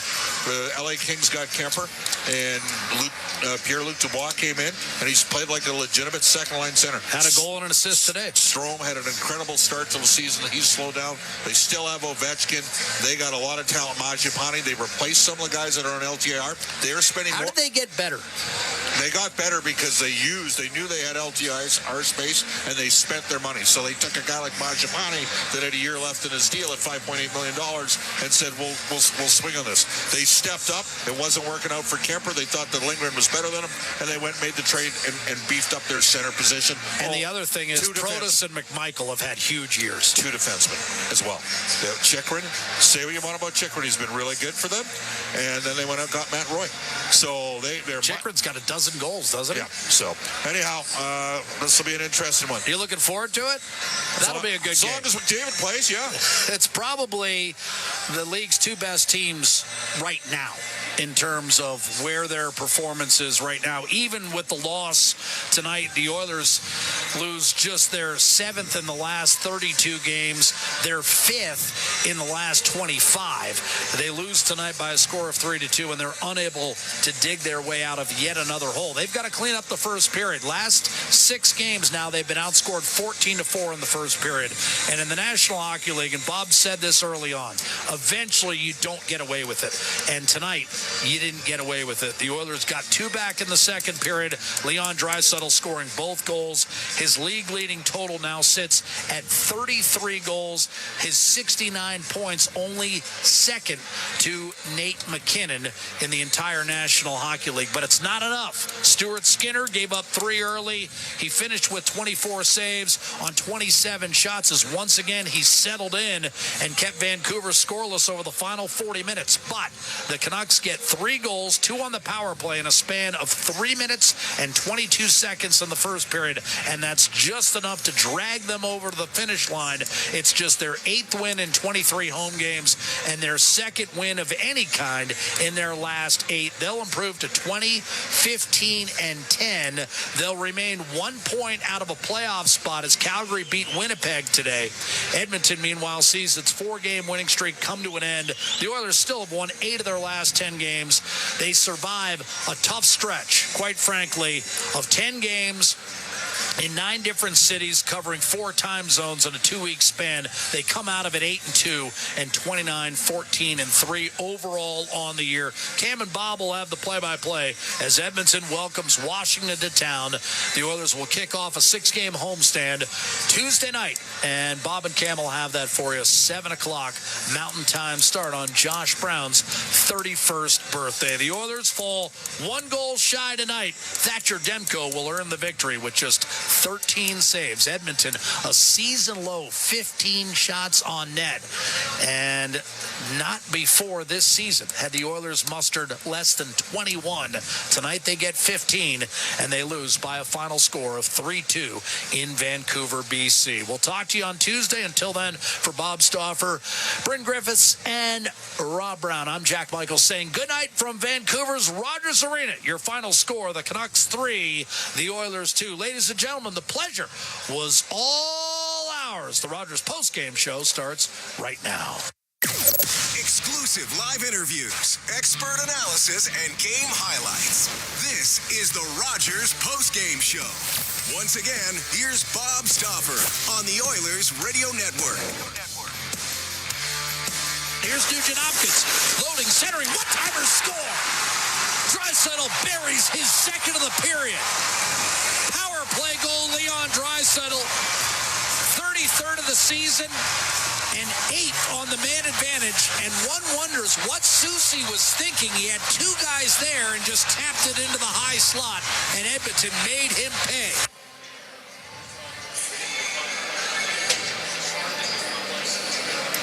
All right, well, that's the highlight zone for Century Casino, all in, all games, all season. Century Casino, 3 great locations. Edmonton, St. Albert, next to the Edmonton International Airport. Welcome to the winter zone. That's as close as Edmonton got. The Canucks were better early. This game had a lot of fire in it. Vancouver had most of the fire, and things got out of control in the end. The Oilers couldn't close the gap. This is the Rogers Postgame Show. Freedom Ford is kicking off the new year with incredible savings. Save up to $16,000 on remaining 2024 models with 0% financing and huge discounts. It's the perfect time to upgrade to a brand new vehicle. Freedom Ford is making room for 2025 models, so these deals won't last long. Visit Freedom Ford today and start the new year in style. Don't miss out. Drive into 2025 with unbeatable savings before it's too late. RS Breakers and Controls, Canada's leader in new, used, tested, and obsolete circuit breakers, MCC buckets, bus plugs, and switches. They have everything you need to maintain your aging electrical infrastructure, ensuring it operates as good as new. Their 24/7 emergency response gets you back up and running quickly, saving valuable time and money. Minimal generators or modifications needed, and like-for-like replacements mean no special inspections. Don't replace, repair your legacy equipment with RS. Visit rsbreakers.com. You're tuned in to the Rogers Postgame Show on the official voice of the Edmonton Oilers, 880 CHAD, and on the Oilers Radio Network. All right, well, let's tell you that the Snow Alberta Blue Cross Travel Insurance Gold Game Health Dental Travel. We got the coverage you need. Visit ab.bluecross.ca. Rob Brown. Rob, what did Mario Lemieux call the NHL at one time? A garage. I know where you're going with this, but I disagree with you, Bob. I said he was going to get a match penalty, is what I said. Yep. I said he was going to get a match. I know that, but you said that they're not protecting. You said they're not protecting the star players. It's not even close to what Connor and Leon go through, what Crosby went through, or Gretzky went through, or Lemieux went through. I was watching a thing the other day where Mark Messier knocked out Mike Modano, who was a superstar in the league. Yeah. The league's not like that anymore. Now, what Connor Garland did was a penalty. What Carlin Absolutely was a penalty, but it was smart. How do they miss it? But it was smart on Garland's fault. Yeah. That was smart by Garland. Yeah. You just took the best player. The Oilers had the puck. Canucks weren't going to touch it. So you just took him out of the way. That was a really smart play. Was a penalty. But what Connor did was wrong. And he will be suspended for that, as will Myers. That was dumb, too. Because they got a bunch of schlubs in key roles in the NHL. George Peros, disagree, Mr. Bob. Violent Gentleman, Colin Campbell. These guys think that, Stars got to play through it. That's why the NHL never gets ahead, Rob. That's why the NHL never gets ahead. I disagree with you. I played in an era where you were abused. They're not abused anymore. Connor McDavid, look at this. Look at the scoring now in the National Hockey League. You didn't think he was getting mugged tonight? No. Go watch old. Go watch the way the league used to be played. It's not even close. I'm well aware of the way the league used to be played, Rob. Yeah, so the league has been cleaned up. So detail. I'm telling you, we're in a different place right now in the National Hockey League, and there's a reason. You know what? There's an opportunity to capitalize on the basketball, okay? Basketball is becoming, their players don't even play a third of the games anymore around the league. And what I'm saying to you is there was stuff going on, look, number one, the Canucks deserved to win. They were sharp. They were ready to go. They were emotionally engaged. The Oilers thought they could work their way in a game, but they were picking off and interfering McDavid early in this game. Okay, then that's picking off and interfering. That's not abusing. Yeah, that's not mugging someone out there. That's being part of the game. Well, you know what the best two players in the world are at interfering and picks? Connor and Leon. They're the best in the world on the power play. They're so good at it. And you know what? And part of the failure here with the Oilers organization in the offseason is too small. Not enough sandpaper. Completely disagree with you. Completely. They're the best team in the NHL. They are the best team in the NHL. No, they're not. They're not the best. Yes, they are. They are not the best team in the NHL. Yes, the Edmonton Oilers are the best team in the NHL, and the record says it. All right. No, it doesn't. Washington's got the best record. Since November? Since November? All right. Rob, since November. Rob, boy, we're getting lots of feedback here. Let me tell you, Rob, does he get suspended? Yep. We both yes, he does. And so does Myers. Rob, I got to go. And so does Myers. Myers deserves it as well. That was stupid. Stupid. It was brutal and cheap, and yep. You know what? I agree 100%. It should have been more of a debacle in the final 2 seconds than it was. Rob, great stuff. Shouldn't have. Yes, Why? It should have. Why? I disagree. Why do you want another suspension? Why do you need someone else suspended? Well, all right, Rob, great stuff. Got to roll.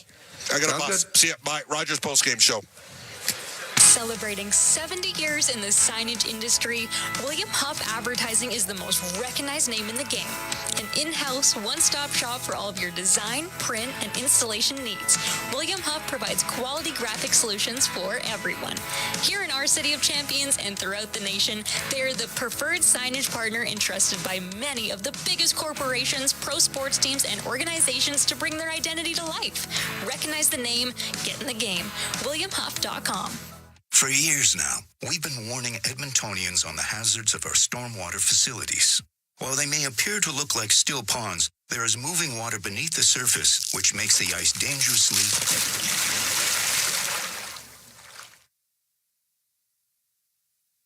The unpredictability of stormwater facilities makes them treacherously unsafe for all winter activities, even walking.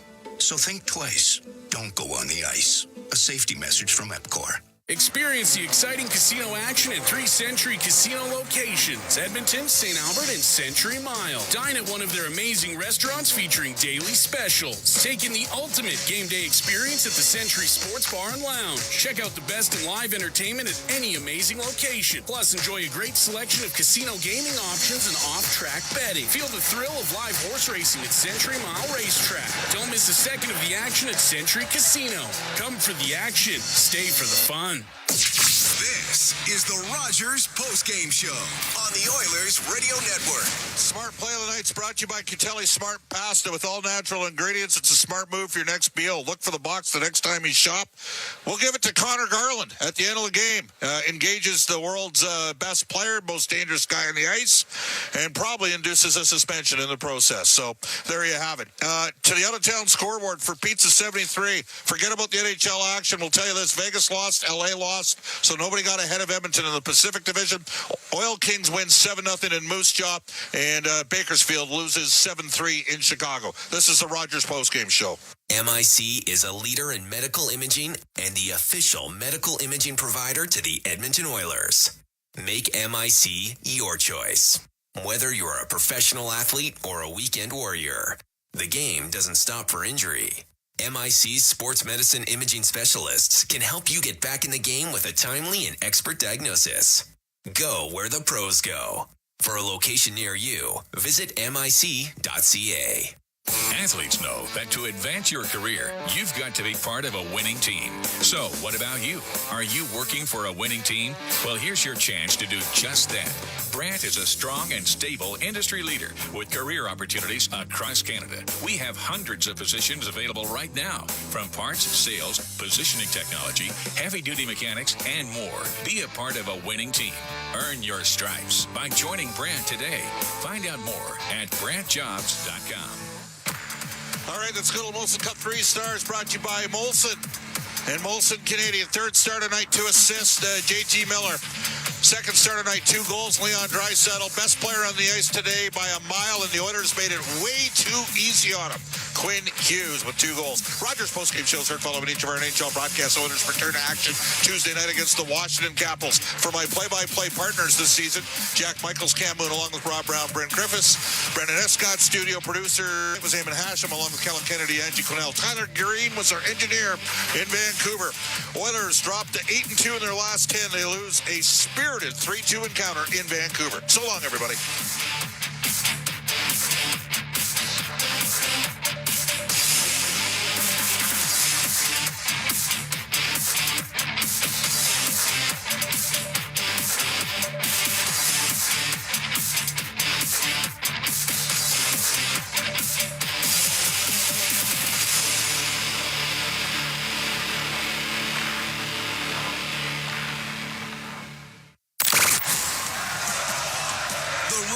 Postgame show is heard following each of our NHL broadcasts. Portions of this exclusive broadcast are brought to you by Ford, official partner of the Edmonton Oilers. Built Ford proud. Molson, official beer of the Edmonton Oilers. Whether it's Canadian, Ultra, Export, or Excel, there's a Molson with your name on it. Must be legal drinking age. And Rogers, proud partner and fan of the Edmonton